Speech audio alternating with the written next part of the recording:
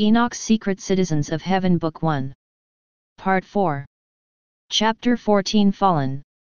Tubal pushed back the dense undergrowth as he crept silently through the woods. He stifled a curse when the lesser he'd brought along bumped clumsily into his back. "Damn it, Sheroth! Watch yourself, you stupid oaf! I knew I should have come alone. These lessers are more trouble than they're worth." Tubal rubbed his throat absently as he moved forward. It still ached from Lord Lucifer's little demonstration. "Well, I deserved it for letting that ogre, Molech, get the best of me. Next time I'll be ready for his deception." "Sheroth, move," whispered Tubal as he motioned the lesser towards a clump of bushes just outside the road leading to the city of Nod. Sheroth limped as quickly as he could towards the bushes, but not before he felt a sharp pain in the back of his head. Whack! "Ow!" whimpered Sheroth. "Stop, stupid! Not those bushes," said Tubal, gesturing towards a different cluster. "You didn't have to hit me," said Sheroth as he looked over his shoulder, then lumbered over towards the large line of thorny bushes. "Shut up, you fool! Shhh, keep it down, I hear something." "But, Tubal," cried Sheroth, rubbing his arms, "these are prickly." "Shush, shut up, or I swear I'll crack your skull next time." Sheroth's red eyes glowered in the dark at Tubal, but he said nothing. Azam walked quietly through the thick tangle of undergrowth, silently forging a path for Delmar, who trailed a few steps behind. The hum of chickadees filled the air. An owl hooting rhythmically nearby added to the symphony of the night. Azam hoped the sounds of the creatures of the forest, many searching for their evening meal, would cover the noise of their approach to the city of Nod. Of course, no son of Adam would discern their footsteps, but if Semjaza had placed any of his men in the woods, well, that was different. "Azam, what do you suppose happened to Onamai?" "Not what," whispered Azam as he carefully stepped over a dry branch in his path. "Who? Only the beloved can cause a change like that." "Oh, you've seen that display before?" asked Delmar. "Well, no, not firsthand, but I heard." Azam stopped suddenly and raised a finger to his lips. The soft light of the full moon danced about, emphasizing the golden glow surrounding him. But, with his coal-black features, he seemed as part of the night, and his aura a beam of light from the moon misplaced. He pointed towards a cluster of thorny bushes about 10 lengths ahead, then motioned Delmar to move ahead of him. Delmar froze and peered in that direction. He nodded, knowing what Azam wanted. He saw it too. Delmar focused on the pair of identical red dots gleaming in the darkness ahead. Without a word, Delmar took the lead position and disappeared before Azam's eyes. Azam could no longer see his friend, but he knew he was there. He could feel him moving out. He followed, taking advantage of the shadows. He could take on human form and without his aura be virtually invisible himself, but that would make him susceptible and weak. He couldn't afford either right now. Azam wrinkled his nose. He reached for the alruwe leaves he'd tucked away inside his cloak. "Use the leaves, Delmar." Azam focused his thoughts towards Delmar.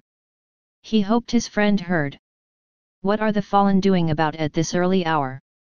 Delmar pressed the alruwe to his face and breathed deeply. "They usually wait until at least the 18th hour before roaming the earth. They grow bolder with each passing day." Delmar took another deep whiff of the alruwe and then slowed as he came closer to the two shadowy forms in the bushes. He saw Azam's sword glimmer just before it made contact with the thorny shrubs. "Aie!" a voice cried out. A contorted mound of flesh, sallow and grey, lay writhing on the ground. Delmar stepped back in surprise. "Sheroth, get up, you fool," said another voice behind him. "Get up and greet our guest." "But, Tubal, he has a sword." Delmar swung around and caught his breath. He saw Azam flinch. Azam never flinched. Tubal took advantage of the split-second delay and drew his sword, which now pointed towards the left side of Azam's head. "To what do we owe the honor of a visit to our woods?" asked Tubal as he spoke just inches away from Azam's ear. "These be no woods of yours, fallen," said Azam, staring straight ahead. Sheroth snickered as he rose clumsily, as best as his curved back would allow, to an upright position. "I would save the laughter for better times if I were you," said Delmar as he revealed himself and the blade now pointing at Tumural's neck. "Ah," said Tumural lowering his sword, "it seems we are even." "Yes, even," said Azam, "is a good place for explanation. Why are you not in Sheol as ordered?" "Humph," snorted Tumural, "first of all, we do not follow orders." "Well, not unless we decide it is in our best interest. Lord Lucifer has given us free reign of this wasteland. We have a right to be in this forest or anywhere else for that matter. Why are you here, Watcher?" "Our business is no business of yours, Fallen," said Azam sharply. "The name's Tumural, Azam. Or, have you so quickly forgotten your comrade?" Without notice the singed creature standing before him with sunken eyes and sallow skin transformed into the likeness of the glorious ones. A brilliant display of light washed through the stillness of the trees, casting large shadows around them. Only the sudden twitch above Azam's eyelid gave away his surprise before he resumed his usual stoic gaze. Tumural savored his discomfort. "What's the matter, Azam? Do you really believe we have no light of our own?" Azam stared straight ahead, silent.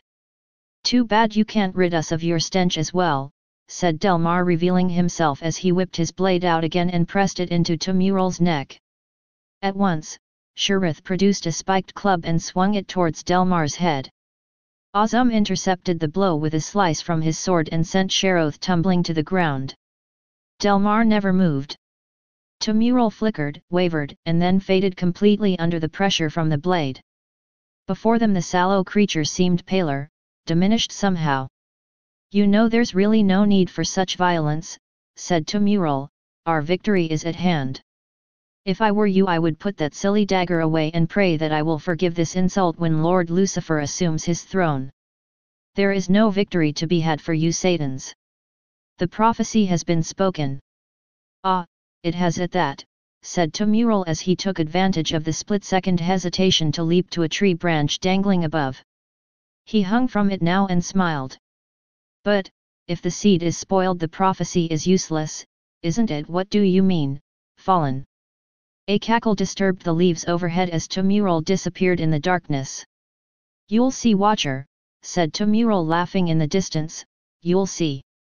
"You," said Azam thrusting his sword towards Sheroth, who still lay cowering at his feet, "what is he speaking of?" I do not know, glorious one," whined Sheroth. "Look at me, I am just a lowly servant. The rulers do not share their plans with me." Azam stared deeply into the Fallen's eyes and looked over the malformed creature lying at his feet. In an instant he replaced his sword in his sheath. "Get up you," said Azam gruffly, "and get out of here, before I change my mind." The awkward figure rose quickly and stumbled into the night, rustling the brush and snapping twigs as he hurried in the direction of his master. "Why did you let him go?" asked Delmar, "you know he was lying." "Yes, but the mercy of the beloved stayed my hand. Destruction is not his will this eve." Azam's hands absently moved under his cloak as he quickly adjusted the placement of all his concealed weapons. "Maybe, later," said Azam solemnly as he walked towards the city of Nod. "For now, let us go see what evil the Fallen have wrought." Music filled the starry sky and drifted over the moonlit plains of Nod. The sound of cymbals clamored for attention over the pounding drums and clapping hands. Laughter tinkled along with the bells and timbrel, giving way to one lone voice singing triumphant above it all. Letta moved about as a man deaf. The music, the fragrant smell of fatty meat, the colorful robes of the people, all dressed for the occasion, jostling him as he made his way against the crowd, brought him no joy. It only fueled his anger and his purpose. Somewhere deep in his belly, a sound of dissent began to rise. He quenched it. Must be the roasted meat gone bad. Letta ignored the rumble and concentrated. "Now, which tent did Zilla say again?" "Ah, yes, there." Letta moved closer towards the flap wavering in the breeze. He could see the shadow moving about inside. Yes, he was there just as Ada said he would be, the tray was there too. Lamech. Letta's mouth twisted into a remnant of a smile. We'll see who the fool is now. Letta walked quietly up to the two men standing by the door. May the ancient show you favor. One of the men lifted a large rod with spikes and blocked the entrance. The other raised his hand and waved the man with the weapon away. Oh, it's just Letta, Eli, no need for that. Yes, what is it, Letta? A meal for Father Lamech is all. He already has his meal, said Eli as he gestured towards the tray of steaming meats and bread sitting by door. Oh no, that is the wrong tray, said Letta shaking his head vigorously. This one has been prepared by Mother Zilla and Mother Ada. They made it special, just for the ceremony. It has all his favorites. Eli frowned. The Sabasi just brought this tray. Why didn't Mother Zilla and Ada send it by them? That they did, but the foolish girls, they are new to their duties and unlearned, they picked up the wrong tray. This one is for Tubal-Cain. See, said Letta pointing toward the plates, it only has meats and no figs. You know Father Lamech will be furious if, fine, said Eli quickly as he took Letta's tray and gave him the one by the door, I'll carry it into him now. Yes, thank you Eli, thank you, said Letta, bowing and nodding as he moved backwards, I will take this one to Tubal-Cain. Letta kept bowing and nodding until he could no longer see the guard's face.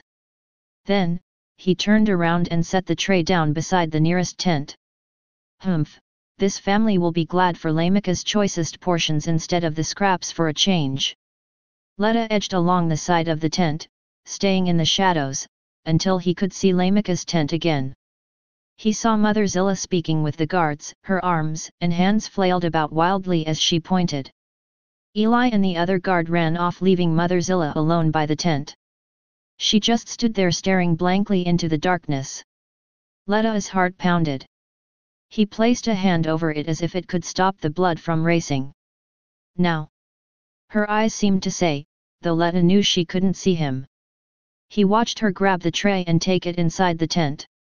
After a few moments she came out, glanced around, and then strode down the beaten path leading to the center of Nod. Letta waited. A trickle of sweat made its way from under his arms down his side. Letta ignored it and the knot in his stomach as he strolled silently towards Lamech's luxurious tent. This should be my night. He promised me. I served him, didn't I? I did everything he asked. Yes, Father Lamech. Of course, Father Lamech, oh, of course I can wait, Father Lamech. Letta balled his palms into a fist. The knot in his stomach felt cold and hard now. That coldness spread through him, seeped through his veins, chilling him, calming him. All that time wasted, and now my Nama waits for another man. Elohim indeed. Semjaza is no better than a son of Adam, no. He is worse, he is without honor, just like Lamech. Letta threw back the folds of the tent. Lamech stood hunched over the tray with his back to the door. Eli, I told you not to disturb me again, said Lamech swinging around. His left hand caught the edge of the tray and sent it sprawling to the floor. You, Letyr, you fool, he growled. His craggy voice was slurred as he stumbled over the plates still clattering on the ground. He staggered backwards, bumping into the shelf behind him. More cups, bowls, and tools fell from their places. Father Lamech's hands searched frantically for something steady. He swayed again as his eyes grew wide with awareness. Letta smiled. Get out, said Lamech. But, the command came out as no more than a hoarse whisper. Letta sauntered slowly towards the hunched figure lying on the ground, clutching his stomach and sweating profusely. Here, said Letta as he grabbed a clean cloth from a basket and threw it at Father Lamech. You're sweating like a pig. Letta laughed. Is there a problem, Father Lamech? Should I call a Medici for you? No, I know, I should call Semjaza, he will heal you, right? Letta laughed louder, shaking his head. He stooped down and peered into Lamech's eyes. "You shouldn't have done it, Lamech," said Letta, picking up the cloth by Lamech's face. The guards will be back soon," whispered Lamech. "No, they won't," said Letta, staring into Lamech's eyes as he covered Lamech's nose with the cloth. "Your wives will see to that. Eli and his friend are running a little errand right now." A spark of anger burned in those eyes. Father Lamech tried to lift his arms. Letta pressed the cloth harder into the craggy face. Lamech's head turned from side to side, struggling to find air. "You may have made a better deal with Semjaza," said Letta, speaking softly into the desperate eyes, "but you'll never live to." Whack! Lamech's head surged forward, then back to the ground with a thump. Letta fell back, holding his forehead. He stared in confusion. Pain pulsated in waves. His head throbbed. The room swirled before his eyes. He tried to sit up, but the ground was moving. Lamech's hot breath, sick with the acrid smell of Kulu, brushed against his cheek. Then, a sharp, fresh burning sensation pierced Letta's heart. He saw Lamech bent over him, gasping, watching. He seemed so far away. Letta tried to reach for that craggy face, squinting at the distant figure. But cold, flowing like liquid lead, sprang from his toes, traveled up his legs, and filled his belly and arms, trapping him. Finally, the cool heaviness washed through his chest, taking the pain with it. "Am I?" Letta's eyes tried to ask before he gave in to the cold tide, to the dimming, to the darkness. Lamech ripped the short knife from Letta's chest. Bright red blood oozed down his right hand as he fell backwards onto the floor next to Letta. He tried to sit up again. "My legs." Lamech pounded the two useless logs attached to his torso with his fists until pinpricks of pain forced him to give up the idea. "Ack!" Lamech grunted and rolled over onto his stomach instead, using his elbows to shift his weight from side to side as he dragged himself across the floor. "Help!" Lamech yelled. He bit his lip when he realized the pathetic voice, barely audible, was his. "Help!" the weak voice called out again. "It's no use. No one can hear me." Lamech listened. He could hear the drums and the singing in the distance. It was louder now. A tear rolled down the deep chiseled cracks on his face.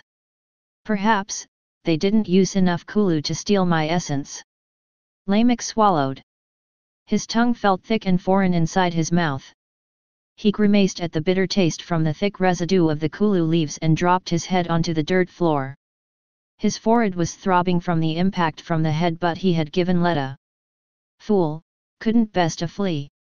Lamech tried to encourage himself as the tingling pinpricks now attacked his arms. What was that sound? He could hear someone gasping for breath. It was even louder than the clamoring timbrels shaking noisily in the night. "That's strange. My head doesn't hurt so much anymore." He felt light now. So light he could float away like a dandelion drifting with the wind. He imagined himself soaring over the city of Nod. He could see the women in their best garments, laughing and dancing around the huge fire at the El Teva. Ada and Zilla drank heartily while they laughed at the antics of the dancers tumbling and swirling around the people. "Father, father!" What's that?" He thought he heard someone calling him from below. "Father, please, father! Wake up!" "Ah, not now, Tubal-Cain, the dancers are just getting started. Go tell that fool to stop groaning." "Father!" The voice was persistent. Now it shook him too. "Wake up, wake up!" "Ack!" growled Lamech as he reached wildly for his head. It was pounding. He shivered uncontrollably as cold liquid ran down his face, making a puddle. Lamech sputtered and spit the muddy mixture out his mouth. "What?" said Lamech. The shout startled him. "My voice." Lamech touched his throat and looked up. Tubal-Cain stood over him and forced him to swallow the rest of the sopani. "Father, what happened?" That fool Letta, tried to kill me." "How? What did he do to?" "Never mind that now," said Lamech as Tubal-Cain helped him to his feet. Give me your weapon. What? Father, we need to get you to a Medici. We still don't know if, just give it to me. Tubal-Cain pulled his razor-sharp scythe from its ceremonial sheath tied to his robe and gave it to Lamech. Lamech stumbled over to the lifeless man lying on the floor in a pool of crimson and heaved the scythe high into the air. Swap! Tubal-Cain stepped backwards, dazed at the image before him. Lamech swung around and smiled with satisfaction. Come, my son, let us go to the wedding.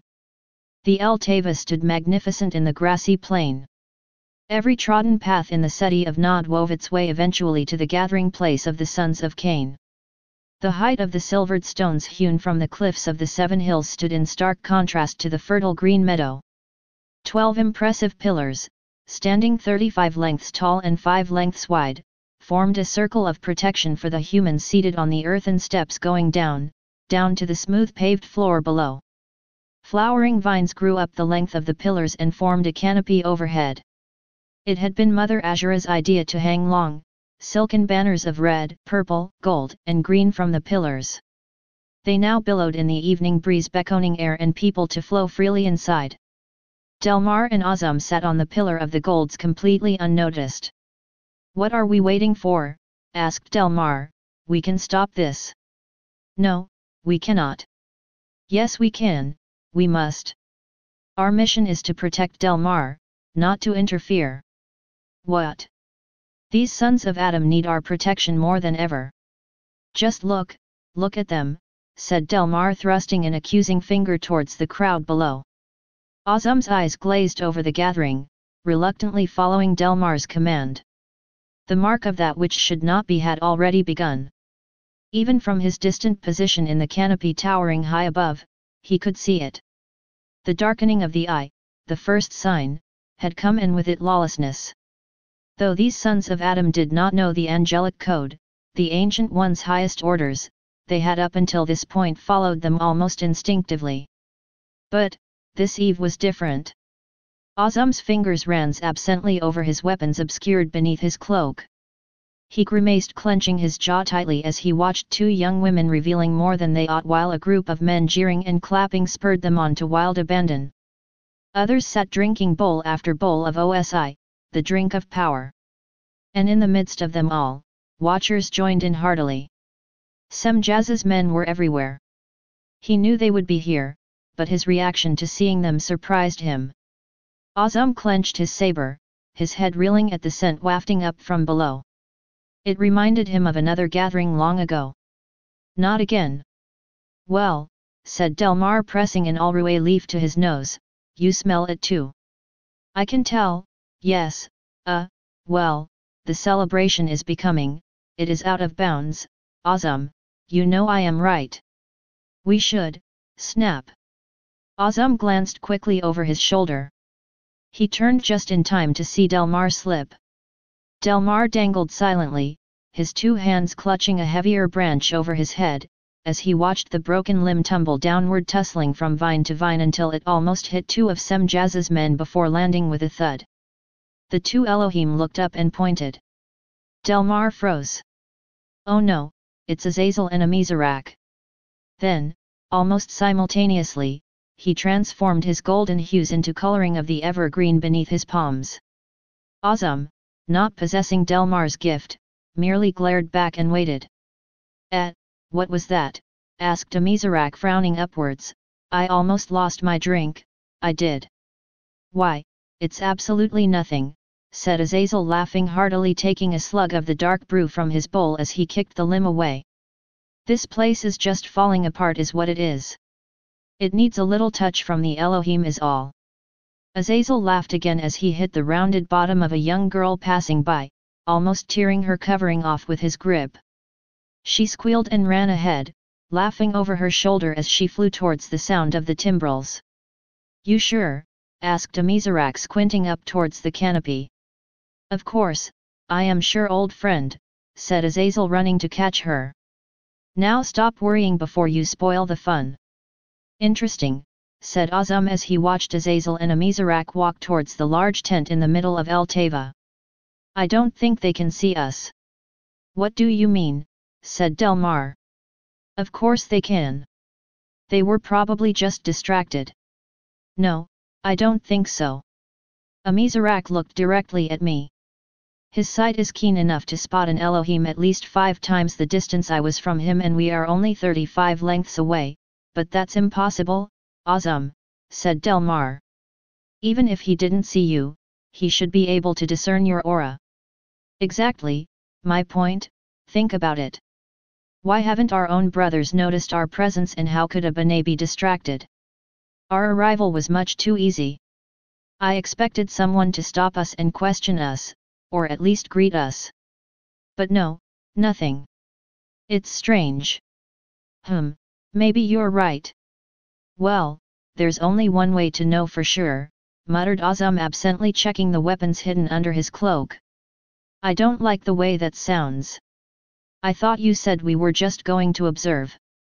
We are, said Azam, tightening his belt. But who says we can't be up close? Follow me. Okay. Delmar turned to make a careful descent down the pillar. Whoosh! Delmar felt the quick burst of air and looked over his shoulder, just in time to see Azam leap from his position. His jaw dropped. Azam landed smack in the middle of a group of Semjaz's men. They did nothing. Humph, right again, muttered Delmar and jumped. His feet hit the ground next to Azam with a soft thud. He tried to step aside as one of Semjaz's guard rushed towards him. Delmar put up his arm to block him. Whoosh! What? Delmar shivered at the sensation. The Elohim passed right through him. Did you see that? Yes, Azam said, shaking his head. What I suspected is true. Our brothers are losing their essence in this state. I don't know if it's permanent, but for now, they are like the humans.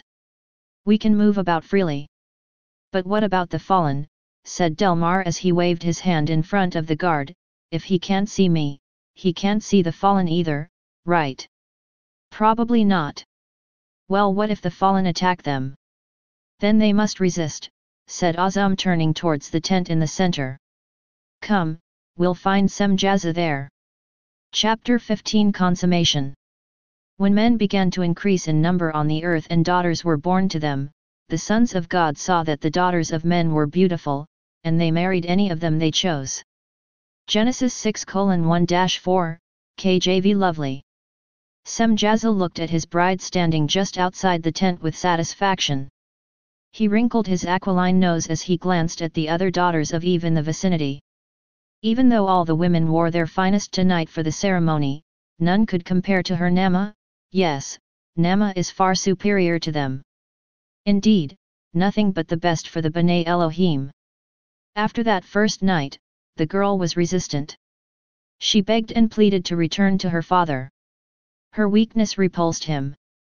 Semjaza chuckled as he remembered how he'd planned to destroy her after the child was born. But, then it came to him in a moment of clarity. How could I have been so stupid? Of course the girl wouldn't want to go through with it if she couldn't see her role in this great plan. I was right to change my strategy. Instead of cruelty and force, Semjaza became gentle and tender. It worked. Dear one, fear not and do not be dismayed, for you will be great among all women. You will be honored for ages to come as the mother of the redeemed ones. No, my sweet, you shall no longer be a lowly Sabasi but like a goddess among women. They shall all pattern themselves after your beauty and courage. He felt the now familiar surge of power flow through him as he remembered her passionate response to his words, her wild abandonment to his control. Semjaza fixed his gaze on her and smiled as he examined the curve of her flesh outlined in the delicate robe fashioned just for this eve. She smiled back. Azazel, my friend, called Semjaza, raising his hand over the excited voices in the crowded tent. Excellent artistry, you've worked wonders with the preparations. Ah, indeed, Captain, said Azazel, the raw materials are somewhat crude here, but with the right techniques a most favorable outcome is possible.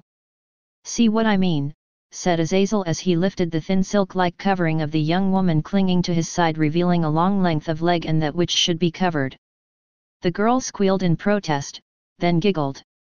Azazel, said Captain Semjaza, control yourself. And just why should you have all the fun, Captain? No one's taking away your fun, Azazel, said Semjaza, but there is a time for everything.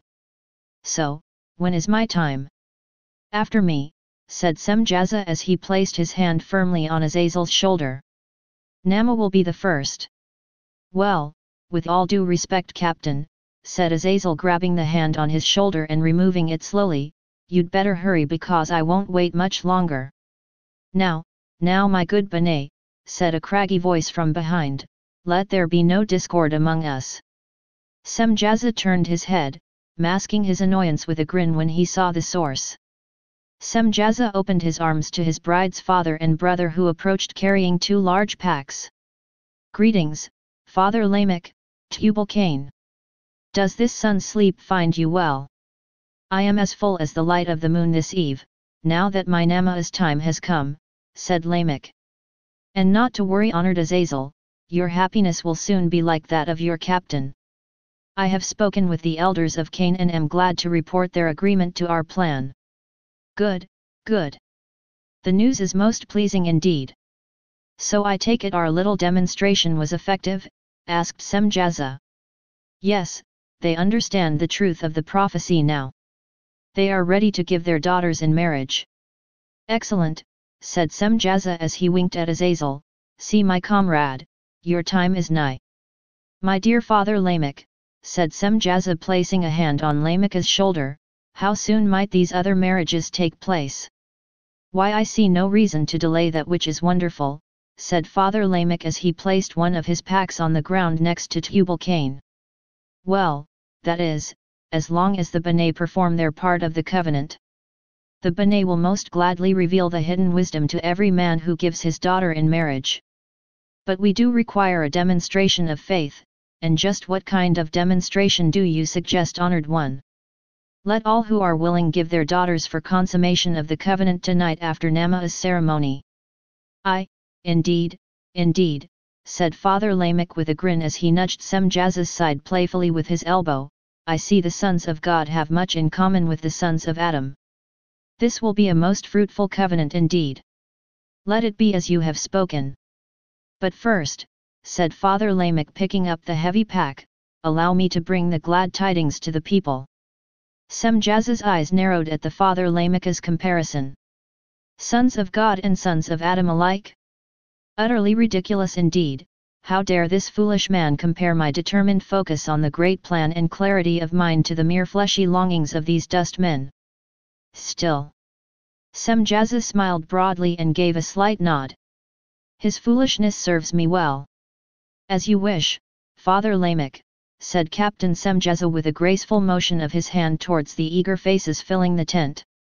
We shall begin the ceremony after your announcement. Father Lamech hefted his sack upon one shoulder and strode outside the tent, tapping his staff forcefully onto the smooth stone-paved path as he went, not bothering to see if Captain Semjaza, Tubal-Cain, and the others followed. The effects of the muddy soapany mixture Tubal-Cain had forced down his throat were complete now. The horrible cramping and fogginess were just a faint memory now. Ah! Lamech turned in a semi-arc as he looked up at the earthen steps of El Teva teeming with kinsmen, then to his right at Tubal-Cain who had just rushed to his side. Father Lamech lifted his large staff, the pride of his tribe, into the air and inhaled deeply of the sweet fragrant air filling the night as if he could suck in the satisfaction of this moment forever. The chattering ceased as they noticed the elder residing at the circle of honor. Only 2 lone drum beats stood out as an inattentive childling was hushed and tugged away by his ear from his father's drums. Most sorry, Father Lamech, whispered a Sabasi woman as she nearly tripped over the length of her coarse tan covering in her haste. Most sorry indeed, she whispered again, disappearing into the crowd with the childling in tow.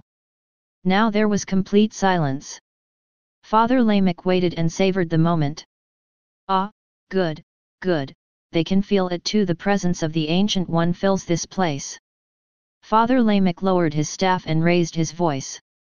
Hear me, O sons of Adam and daughters of Eve. You have chosen well this eve, and the Ancient of Days has heard your cries. On this night the fullness of the prophecy begins. Our daughter Nama, the daughter of Lamech, the son of Methusael, the son of Mehujael, the son of Irad, the son of Enoch, the son of Cain shall be joined with the most honorable B'nai Elohim, Captain Semjaza, a son of the Most High. Lamech paused while a few cheers erupting from the crowd overwhelmed the sound of his voice. He raised his hand and began again. Through this union the seed shall come. Let us rejoice and be exceeding glad this eve, for our redemption is nigh and we shall. This time an enormous wail sliced through Son's sleep, cutting Father Lamech's words off completely. The longing of that sound pushed the yearning people to the edge as others responded with claps, cheers and groanings unknown. Father Lamech stared wide-eyed at his people, these sons and daughters of Cain, too long rejected and outcast, too long waiting. One tear escaped the fierce dark iris and trickled down the craggy, lined face staring at the full moon. The soft light cast a glow about the rigid figure below now leaning on his staff. That light became brighter as Semjaza and his men stepped out of the tent and surrounded Father Lamech. Yes, yes, many moons have passed while we hoped for this moment, said Father Lamech loudly silencing the exuberant shouts. Now it has come. We shall be redeemed. But, Father Lamech thrusted his staff into the air once more, but there are some among us who still do not believe, even though the truth has been revealed. Believe me, it saddens me greatly to tell you that our own Letta, my faithful Sabasi, was one who lacked the faith to receive this great promise. Father Lamech paused and looked throughout the crowd, setting his singular gaze on familiar faces. Then he swung sharply to his left where his wives Ada and Zillah stood hovering near Mother Azura who sat with the other Golds. They held his gaze unblinking, but moved an inch or two closer together. Yes, it is the truth, unfortunate as it may be, that not all have received this wondrous good news with gladness. I, myself, was attacked this eve by the one who would have been Nama's covering had not the Ancient One revealed his wisdom to me. Father Lamech paused while the astonished kinsman responded. Attack an elder of Cain, 'tis a fashto indeed. A disgrace in the face of the Almighty it is. O sons and daughters, said Father Lamech, the Ancient One was with me and I was not overcome. Using the mind he gave me I bested the cursed fool. See here. With one fluid move Father Lamech swung the heavy pack from his shoulder high into the air and pulled the covering off. Not a soul spoke as the lifeless eyes of Letta stared into the dark, dangling precariously by a long, brown plate in Lamech's fist. Letta, shrieked an older woman in the back before a thick heavy hand clamped her mouth shut and drug her up the steps of El Teva away from the gathering. That fool of a man brought sorrow to his own mother, said Lamech shaking his head, with his ignorance and bitterness. Let us all learn from his mistake. Lamech stared again at Zillah and Ada who were now cowering behind Mother Azura. Hear my voice, ye wives of Lamech, hearken unto my speech, for I have slain a man to my wounding, and a young man to my hurt. If Cain shall be avenged sevenfold, truly Lamech 70 and sevenfold. Father Lamech perused the crowd triumphantly, satisfied when no one else said a word. A fool shall not be suffered who tries to darken the eyes of Lamech. May all who come against the prophecy be even as Letta is. Father Lamech covered the bodiless head and dropped it back into the sack on the ground.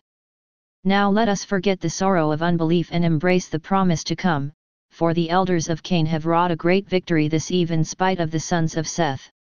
Father Lamech walked toward the first row of the earthen benches. Sons of Cain, hear me now.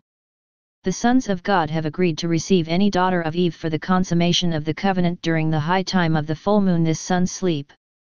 In return, each family partaking of the union will receive the hidden wisdom of the Ancient One from the Son of God joined to his family. How is this to be this eve? Called a hoarse male voice from the crowd. Right that is, and what of the preparations for the ceremony of union? Shouted a strong high-pitched voice from the right. There is no time to prepare the coverings for all the daughters.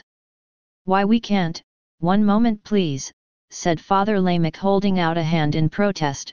Now Mother Azura, do not let your heart be troubled. The good B'nai do not only grant us their presence, but they bear gifts as well.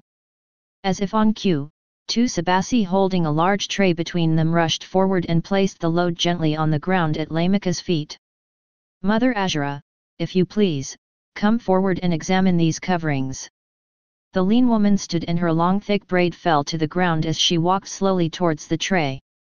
She gently tossed a long thin swath of gold cloth over her shoulder as she lifted the garment up for inspection.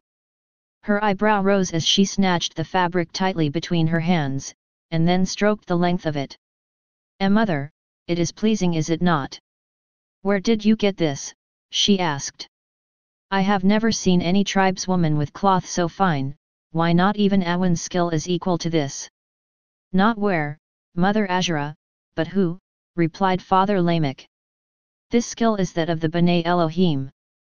It is merely the first of the hidden wisdom to come.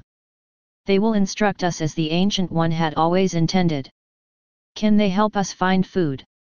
Father Lamech opened his mouth but then stopped when he felt a strong hand on his shoulder. Father Lamech, allow me, said Captain Semjaza. Allow me to put their minds at ease. Let it be so, son, answered Lamech with a nod.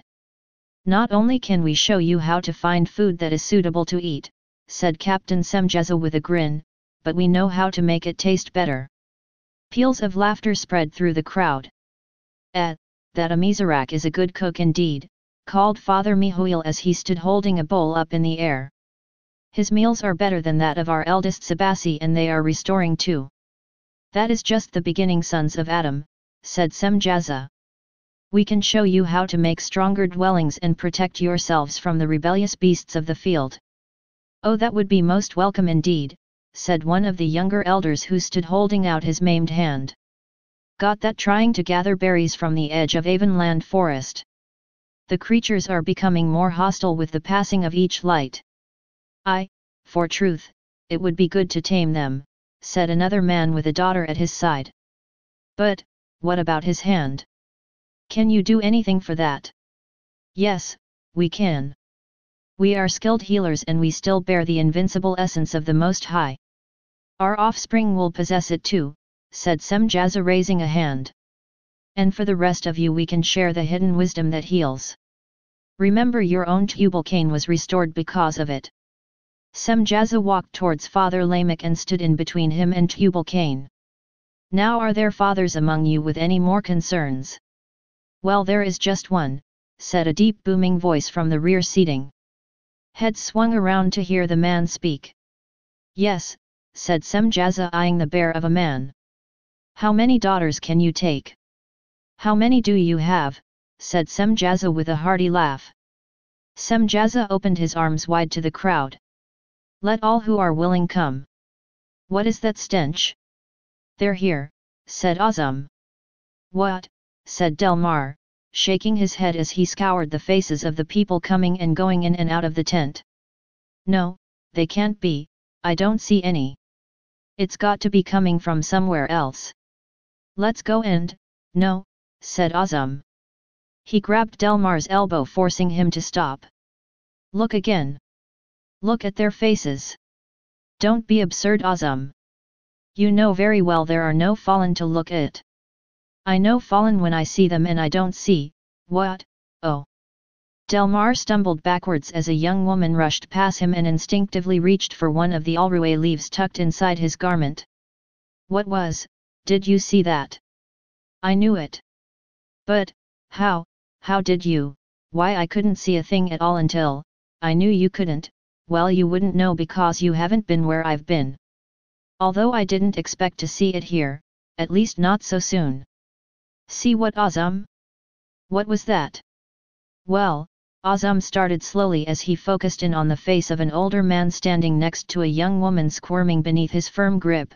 I've heard it called the darkening of the eye. I noticed it when we were on the pillars. That's how it begins. Remember the girl who was with Azazel? For a moment, I thought I saw it, then it was gone. I wanted to be sure before alarming you, that's why I needed to get close. Azam, listen, said Delmar, looking around cautiously, trying to see what Azam saw. I don't know what this darkening of the eye is, but that girl who went by me, well, it looked like she had two faces, and one looked like, I don't know what it was, but then it was gone, so that didn't look like just dark eyes. In fact, her eyes were dark brown anyway, so I don't know what you... No, said Azam, it's not like that. The darkening of the eye, it's not about the color of the eyes. It's what's inside the eyes. Before the dulling comes, the eyes become dark, the spark, the life inside the eye goes dim. Then finally, if the one who succumbs does not return, well, what you saw in that girl happens. You know what's wrong with the girl? Yes. What? What can we do? We have to stop this. We can. No, Delmar, said Azam, she is fallen. No, Azam. She is just a girl. Surely there is something we can do. No, there isn't. She is under their control now. You mean the face I saw was? Yes, Delmar, said Azam as he edged Delmar to the back side of the tent away from the bustle. The other face you thought you saw was a fallen. But how could they be inside a human like that? I didn't think that was possible. Why do they not merely pass through, like us? They are still spirits. That's true, said Azam. But if a human allows them, or embraces their signature, they can stay inside and cling to their being as long as they like. Yes, I suppose, but can't the girl just get rid of it, make it pass through? That's just the point, said Azam. He clenched his jaw and tightened his grip on his dagger beneath his cloak. She doesn't want to. But why not? Why would she want it around? They stink to high heavens, she would be a fool to embrace it, anyone would, Delmar, said Azam as he turned him towards the girl who was standing just a few feet away. She doesn't even know it's there. Azam, whispered Delmar, we know it is there and we can see it. Yes. Can it see us? I don't know. Chapter 16 The Beloved. Onamai hummed as he ran behind Enoch. He is fast, why does so much of Adam's skill remain in this one and not the others? Onamai raised the pitch of his soaring melody and increased his speed when the edge of Avonland forest came into view. You must not be in the open at sun sleep, Enoch. Enoch ignored the damp sting of the tall grass of the plains whipping against his thighs and ran faster. Praise the light, if I hurry I can make it in just enough time to set up quarters before sun sleep. He surged ahead, focusing on the final purple and orange display of light before the sun plunged into Adamah. Good, I will make it, for truth. Enoch wasted no time as he approached the forest edge. He peered into the shade of the woods, and then looked wistfully at the soft thick greenery covering the border. This would make a nice bed. Why is he hesitating? Onamai glanced around the perimeter. He didn't see anything, yet. Onamai looked over his shoulder and then focused on the man. Enoch, you must enter the forest. The cool mist of eve was already forming beneath Enoch's feet. By midday it would hover 2 or 3 feet from the earth and refresh the green life until sun's birth chased it away. Enoch looked back once more at the clearing, and then entered quietly, tiptoeing reverently beneath the canopy of father trees who seemed to say hush with a whoosh of their long low branches rustling gently in the breeze. Enoch searched the forest floor. He picked up a twig, looked at it and then set it aside. He kept moving further in as he searched for it. No, that's not right. Enoch picked up another loose branch, and then set it aside. He did this again and again. Onamai looked around too and focused his thoughts towards the man. What are you looking for? Enoch snapped a twig in two and flung it. Onamai ducked instinctively as it whizzed by his head. Enoch paced back and forth, kicking up dirt. No, that's not it either. Some tracker you are, cannot even find wood for the fire. Ever since the favor of the Ancient One rested upon him at the ceremony of the bearer, Enoch found it hard to concentrate on the simple things. He found himself drifting. His mind would simply wander. He would think of that other place, the place from his strange dream. Sometimes he thought he saw people that no one else could see. What is wrong with me? I used to be able to do this faster than anyone. He kept looking. A dried branch from a father tree was the best for starting heaven's fire, but he was hesitant to remove anything from these elders of Adamah. Enoch sighed with exasperation at the dimming sky. None of these are right, and I do not have much longer. He dropped his sack with a thud to the ground. For truth, this will just have to. Snap. The hair on Enoch's arms stood on end as he twisted around sharply. What? Oh. Enoch let out a slow breath and smiled. It was just an old branch, fallen from a father tree. Perfect. Onamai stepped aside as the man came to get the limb he'd just snapped off the tree. Enoch walked swiftly towards the branch at the base of the father tree and dragged it beside him, searching. Now I just need to find. Go to your left. Oh, Enoch looked to his left and saw it. The rising ground there led to a small rocky ledge. Large father trees almost hid the front completely, while the concave earthy top covered the crevice beneath, and the back was solid ground packed with stone. Enoch dropped to the ground and sniffed. He peered up and scanned the ground all around. Good. No tracks. No animals have made this their home. Enoch dragged the branch and his pack over to the site, unloaded it and made his arrangements quickly. With a few strokes from a sharpened stone in his pack, he chopped the branch into a neat pile and stood back to admire heaven's fire ignited with the manta-heated rocks he'd brought along for the journey. Now Enoch pulled out the worn leather pouch from his sack and set the small jar of myrrh, the pouch of incense and the smooth golden rod by the fire. Onamai sat down cross-legged by the blazing element and stared at the human, who was kneeling and mumbling in some odd language. Strange, why didn't he just start the fire the way he did at the ceremony? Onamai looked around, lifted his bow from his back and placed it in his lap. He leaned in closer to Enoch. What? Onamai wrinkled his nose and tried to decipher the words. Sounds like he said watcher, but in our tongue. He leaned in even closer trying to decipher the man's words, rapidly going back and forth between the tongue of Adam, the language of the Elohim and something else. I can't make it out, it's just gibberish again. Onamai sighed and plopped his back against the stone. Well, since he's busy I might as well see if he brought it with him. Onamai kept an eye on Enoch's back and a hand on his bow as he reached with his free hand for Enoch's pack. Onamai deftly searched the bag so nothing jostled, even though the man couldn't see him, he would notice his things moving around all by themselves. Yes, it's here. Onamai eyed the container full of the liquid with delight. Ketu, my favorite. Onamai smiled. Maybe my charge can be persuaded to make some once he's. Onamai's brow twitched at the sensation, light. In one move he knelt in the second stance with bow drawn and arrow pointing toward the cause. In the next he dropped to a deep bow as the tingling sensation traveling up his spine assured him this was no fallen. Onamai could sense his aura shift to the multicolored spectrum. A visit from the beloved, did I do something wrong? My lord. Rise, Onamai. Yes, my lord, said Onamai quickly standing to face the image of the Ancient One. Make haste for El Teva. Take Azum and Delmar who wait for you to the city of Seth. Yes, yes of course my lord, said Onamai with a quick bow keeping his eyes lowered as he looked over at the man now laying face down on the ground. Did I fail? Why has my task changed? Onamai turned to leave. He hesitated. Onamai glanced over his shoulder and saw the beloved kneel down and place a hand on the man's head.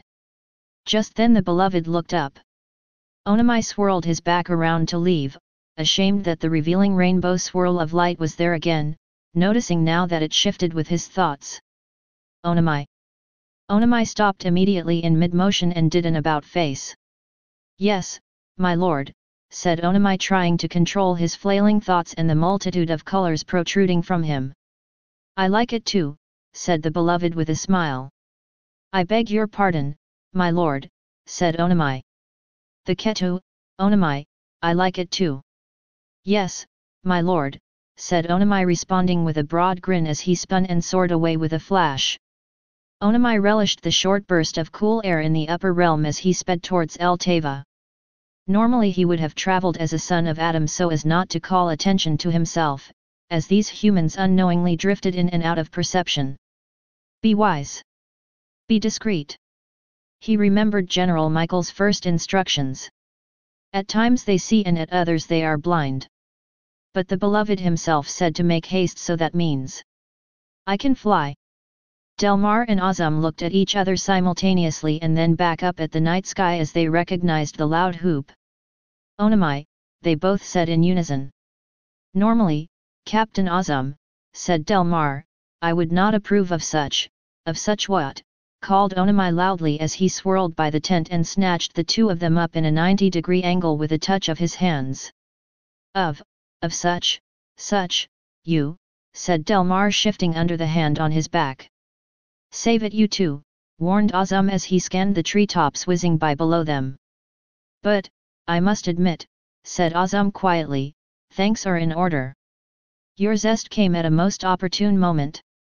Really, said Onamai as he stopped mid-air surprised at Captain Azam's unusual compliment. Lieutenant Onamai.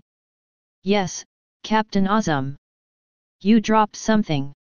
Oh, said Onamai as he looked down just in time to see Delmar crashing into the green bushy surface below.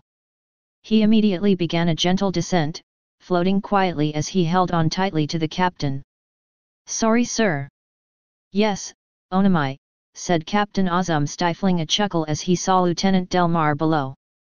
Delmar righted himself and transformed almost instantly into his Adama covering, blending in perfectly with a few sons of Seth standing guard about the settee. He was covered in thorns and bristles from the prickly patch beside him. He looked up, glaring. You did that on purpose. Say, said Amizarak jerking sideways and clutching the cup of brew before it sloshed to the ground, wasn't that Lieutenant Onamai? Chum, you must be feeling the power of this drink, said Azazel. I didn't see a thing. No, said Amizarak, I could have sworn I heard him. It was so clear like he went right past me. Well, I can distinguish a voice at least 100 spaces away, said Azazel, and I would know if an Elohim stirred in my vicinity.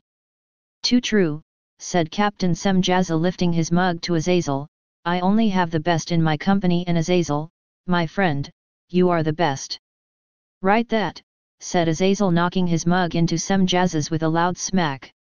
Besides, Amizarak, said Captain Semjaza, Onamai's orders are to observe from Mount Arita, not to gallivant around as he pleases like a power. Semjaza looked around the camp and focused. Let me assure you I do not pick up any signatures other than our own. And if Lieutenant Onamai would be so bold as to break my orders, he would be punished severely. Amizarak looked around too. Relax, my friend, said Semjaza. Our comrades are following instructions as ordered. There is no need for alarm. I told them this was a special assignment for my elect. The rest are at their posts. My senses would tell me if it were otherwise. Of course, Captain. You are correct indeed. It must be this mixture's strange effect on this suit of flesh, said Amizarak with a laugh and a shake of his head. Amizarak sat alone as he watched Captain Semjaza and Azazel return to the open tent for more pleasures with their mates. He ignored the half-clad women sprawling about inside in plain view and the watchers getting to know them as he went over the events again and again in his mind, recording them. The ceremony of union the daughters of Eve had insisted on ended hours ago. He'd watched with wonder along with the jubilant crowd as Captain Semjaza made the covenant with the woman called Nama. It was followed with dancing, food, the pounding drums and rhythmic melody of the timbrel. An intense sense of excitement filled El Teva. He'd joined in the celebration and singing gladly at first. Semjaza's triumphant glow after the consummation ignited the others. Azazel was next. He finished grinning like he always did after a confrontation he'd won. Why, chums, it is wonderful, said Azazel, our captain has set us free indeed. Another watcher brought his bride to the tent with her father and the other elders of Cain standing around as onlookers. This happened again and again after the Elohim brought their mates forward. Amizarak thought that perhaps the Elohim were being too excessive and that so many needn't watch, he'd asked Captain Semjaza about it. Semjaza said something about the covenant, that it must have witnesses. He'd accepted his captain's answer. But, when Captain Semjaza asked him if he would like to be next slapping him on the arm with a grin, he'd declined. Captain Semjaza, I'll stand guard to make sure no fallen or sons of Seth come to disrupt this plan of our father. Instead, he'd watched and recorded. Some of the women were crying now. He turned away from the pitiful mourns, pulling the hood of his cloak over his head to block the view. He'd seen a few of the young girls slip away and run into the dark of the bush when their fathers' backs were turned. The men had been so engrossed in the unions in the tent, they hadn't even noticed. Amizarak said nothing. That's when he saw it, the look on some of the men's faces. It was like looking at two faces in one. One face human, the other face horrible, yet somehow familiar. Perhaps they were right to run. He looked again at a few of the brides who now curled up into balls in a heap on the floor pleading for an end to the ceremony of union. But it wasn't that way with all of the women. Some were like the first Nama. She reveled in it, and the attention. He stared at her when she wasn't looking. Semjaza had chosen well. She was beautiful. He kept gazing at her enraptured with her appearance. Just then, she looked up at him and laughed. He caught his breath and glanced away. He could hear her laughing at him. It was there, he was sure of it, the other face. That's when he'd decided to take up a position near the fire away from the others, away from the tent. Amizarak sat back on the firm, earthen step by the fire and looked up towards the smooth paved incline leading out of El Teva to the city of Nod. I am glad I decided to let the others go first. Amizarak shifted on the lumpy step and surveyed the area until he found him. Ah, there he is. He saw Captain Semjaza bounding up the steps towards the pillars, carrying Nema in his arms. Looks like he's headed back to his own quarters. Perhaps I could return to Mount Arida, see what the others know, maybe. Then he heard the sounds again, louder this time, the pitiful moans. The full moon now moved towards the west. Sun's birth will arrive soon. Amizarak opened the satchel he kept at his side and pulled out a variety of vines, leaves and roots he'd been collecting. He mashed them carefully into a paste and held it over the fire. Mount Arida will have to wait. These daughters will be in need of the wisdom that heals, indeed they will. Enoch, rise. What was that? Enoch breathed heavily, brushing the dirt and tears from his face, as he pushed up from the ground onto knees and looked around. Praise the light. It is so quiet, too quiet. Normally this would be a bad omen. The night creatures were never without sound, unless for some good reason.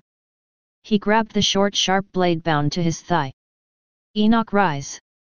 There it is again. I thought I heard someone call me.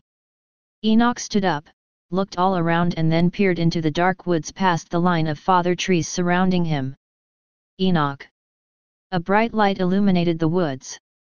Enoch fell back, dropping the dagger, dazed.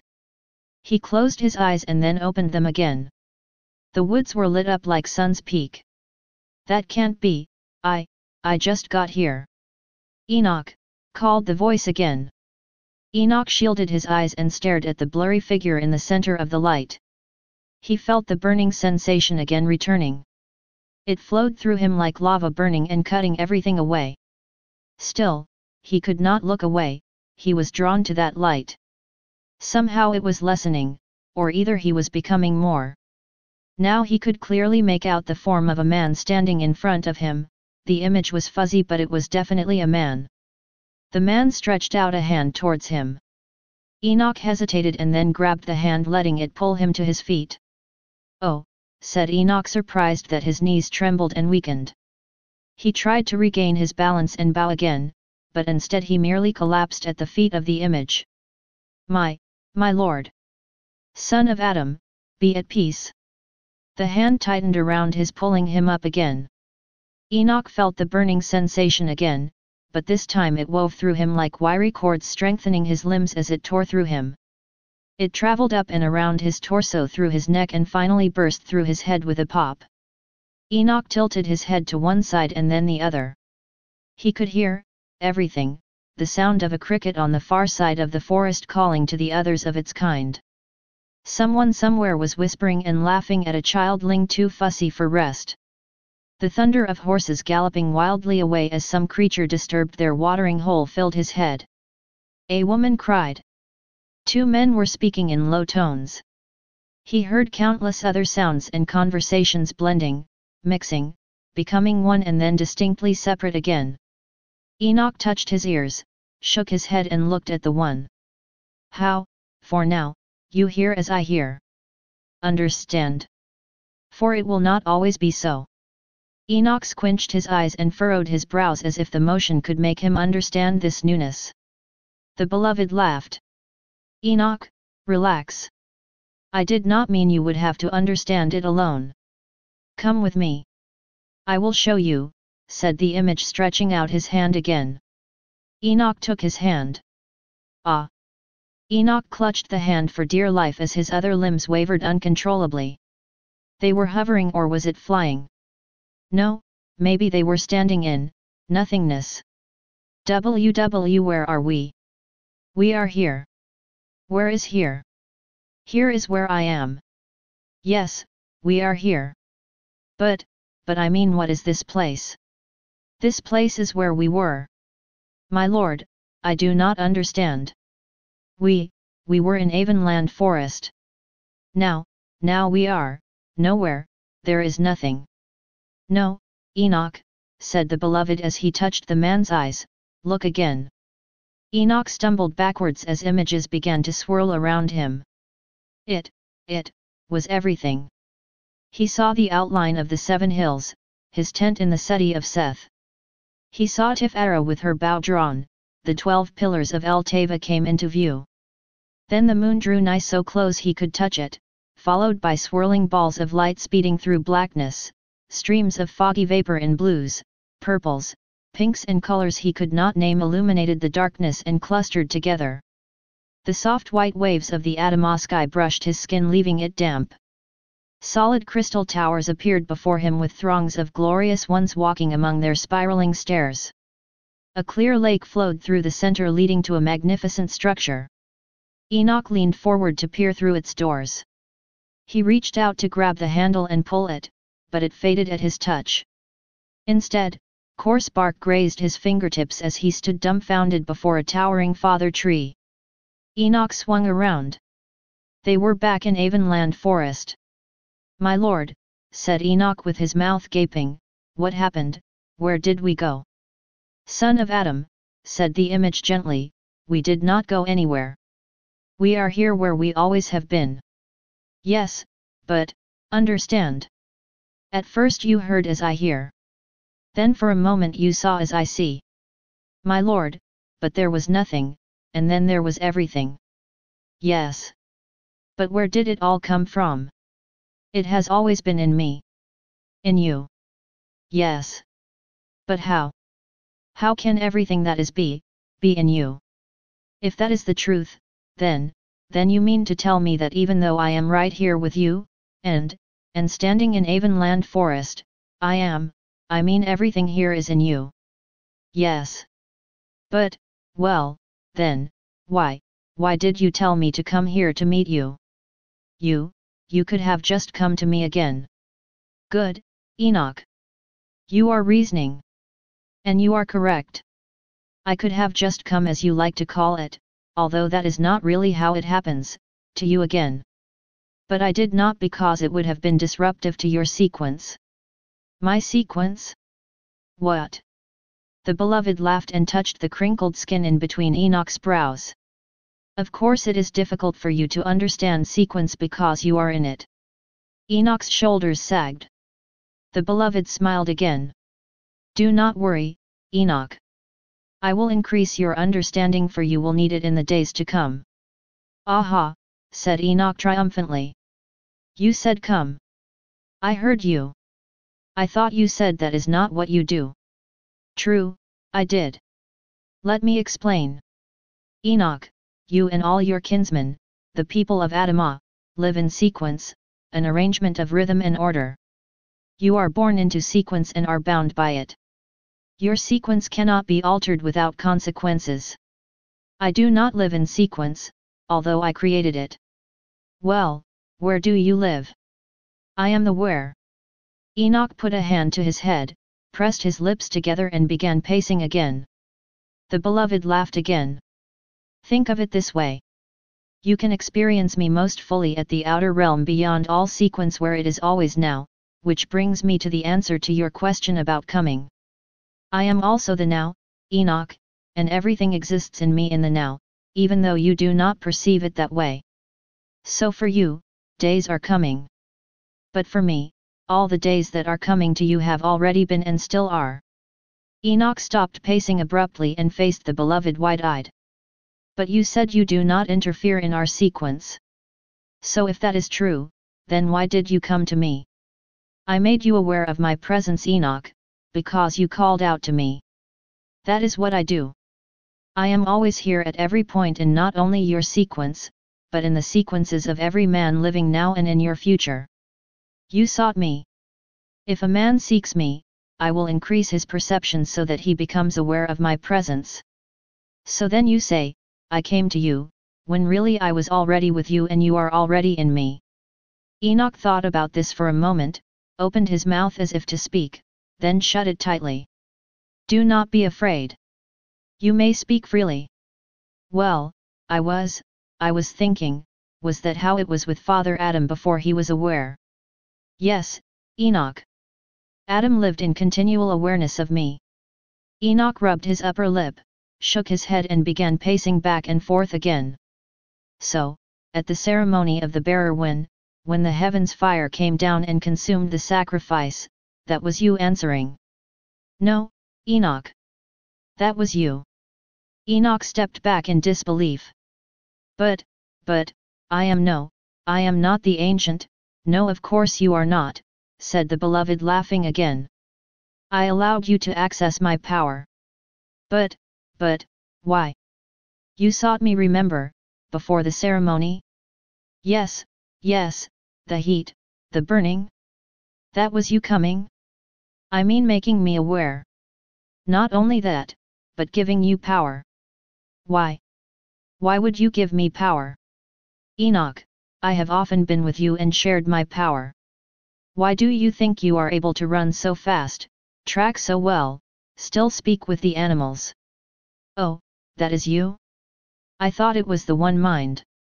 That is what the Father Adam and the elders call it.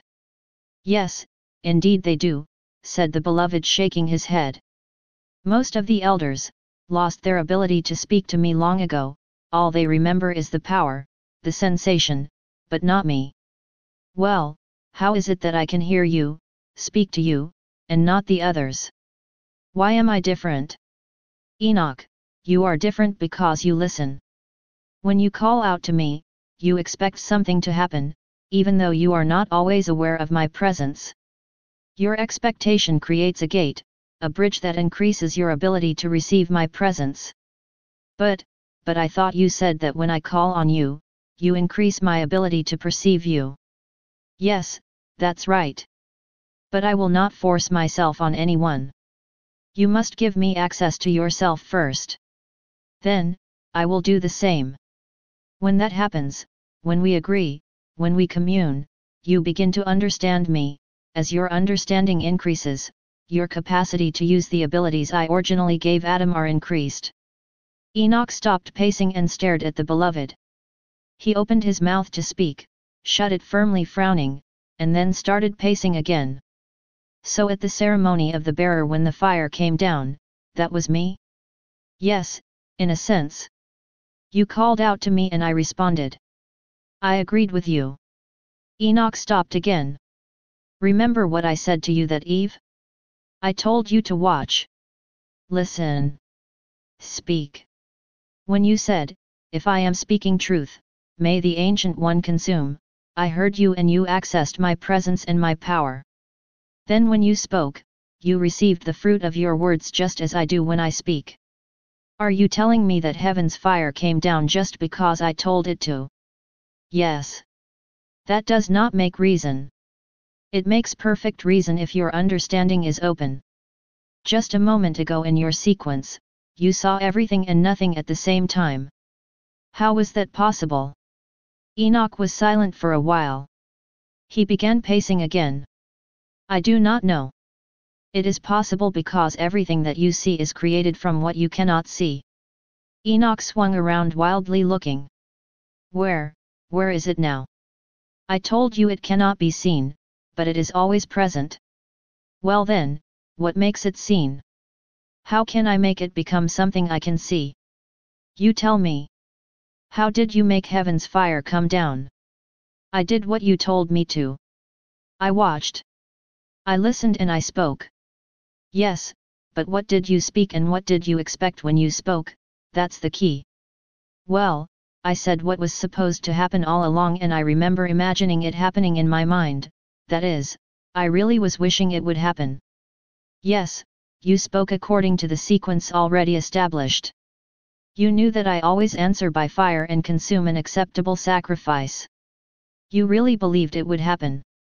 Then you spoke according to the will of the Ancient One and I agreed with the words you spoke. Well then, if you agree with me then that means you do not agree with Tubal-Cain and those sons of, are they really who they say they are? They speak the truth. Semjaza and the others are my sons. They are Elohim. But they say that they are the seed, that they will fulfill the prophecy. Is that true? No, it is not. Their desire to do so comes from their will, not mine. And now their confusion has disturbed the sequence. The sequence? For truth, I do not understand. This is why I have brought you here and increased your understanding. Now it is complete. The sequence has balance. Go home. The beloved turned and began walking away. Wait, called out Enoch, reaching towards him. Balance, what do you mean? What am I supposed to do? I told the tribe I was coming here to gain wisdom. I do not know what should we do about those Elohim? The beloved stopped and turned. He smiled. That is for you to decide. Remember, see as I see, hear as I hear and speak as I speak. But what about? Enoch dropped his arms. He was gone. Well, it is too late for more questions now. He looked around the dimming woods that still weren't as dark as they should be. For truth, why didn't I ask him about this before he left? Enoch plopped down by the fire and began packing his things. Well, he said, go home, and that is what I will do. But just what, praise the light, am I supposed to do about these? Enoch held his arms in front of him once again, staring. The glow, the aura was back, even stronger than before, lighting up the forest around him. He knew without looking that it was coming from his entire being. Enoch rubbed his stomach as if the motion would ease the burning sensation. It didn't. Will you send him alone then? You know the fallen abound. Yes, I know. General Michael's seat exploded with light as he took his seat beside the beloved. He will be attacked. Should we prevent this thing from the man, Enoch? No. Let us see if the man can fully access the gate even in his veiled state. And if he cannot, what then, my lord? All is well, General. I am confident he will choose the proper sequence. And what of Amizarak? Shall we wait? You accessed my gift then? You saw the possibilities. I did, my lord. What say you then? I believe his tendency is strong. It is strong.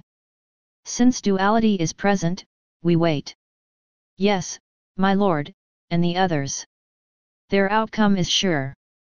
Let the sequence run its course. Chapter 17 The Watchers. For this reason, and because the angels are watching, a woman should wear a covering on her head to show she is under authority. 1 Corinthians 11:10, NLT. Enoch tread quietly through the damp woods, careful not to disturb it. The fine mist of Adamah, now waist high, clung to his skin, chilling him. At least I do not have to worry about the darkness. Enoch stifled a chuckle as he took his cloak from his sack and pulled it over his body, quenching the soft light. Most of the skittering creatures of the forest took their rest at this late moon. But he knew more and more of the four-legged climbers and winged swoopers were succumbing to the bloodlust which made them roam in the dark. Cannot have them seeking me out, for truth, not all reverence the image as they should. Enoch cinched his robe in tighter and pulled the hood over his head as well. Oh, oh! A lone cry cut through the stillness. Enoch stopped. Praise the light, the wolves are restless. Why did the beloved want me to meet him here? Surely he knew this place would be unwise.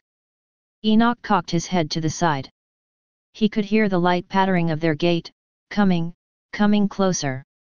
Without a sound Enoch dropped to the base of a father tree, disappearing beneath the fog, and wrapped his rope around it and his waist.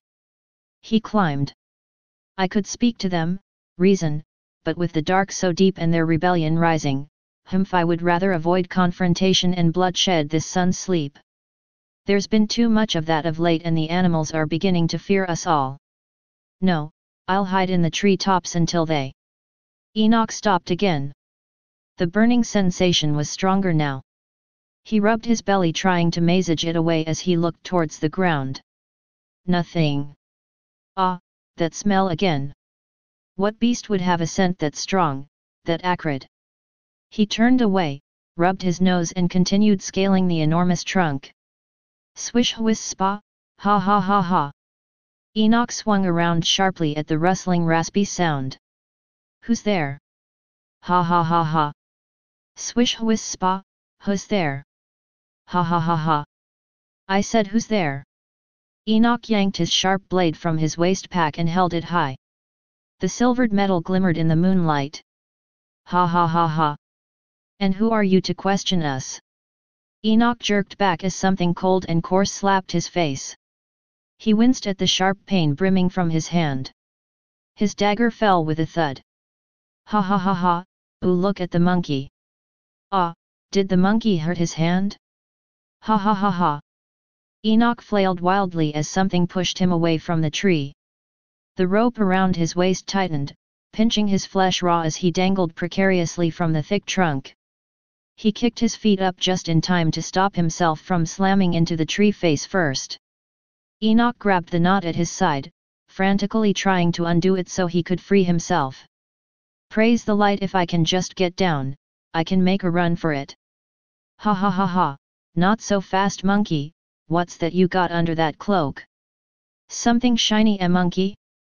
Give it to us. Wham!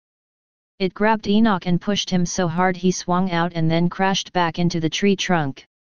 Ah! Enoch arched as the rough bark sliced into his back. The force jarred him, leaving him dazed. What is this? What is happening? Ancient Father, help me! Enoch tried to move. Something very strong was holding both his arms and legs in place while something else ripped the hood off his head. Oh no! No! No, no. Instantly Enoch was free. He stared in amazement. In front of him was immense darkness. He could see absolutely nothing. But when he waved his arms, still radiating the light from the image, the forest appeared normal in the soft moonlight. Quickly Enoch scaled down the tree and untied the knot, waving his arms wildly in front of him as he stepped forward. Somehow it beat the darkness back. Oh! What kind of monkey is this that bears the light? Kill it, it said. Yes, kill it, kill it, kill it, kill it, many voices chanted. Enoch moved slowly towards the voices, waving his arms in front of him and searching for a break in the darkness. Oh, I wish I was home. Praise the light, if I could just get home. What's that, monkey? You want to go home? There is no home for monkeys here. We hate monkeys. Yes, hate them, hate them, hate them, the voices chanted louder this time, pushing and shoving at him, slapping him wherever they could. We hate monkeys, kill it, kill it, kill it. Yes. Put the hood over its ugly head and kill it, kill it, kill it. One of them punched Enoch in the face. The burning in his stomach was unbearable. It was like fire now. Enoch wailed. "Leave me alone.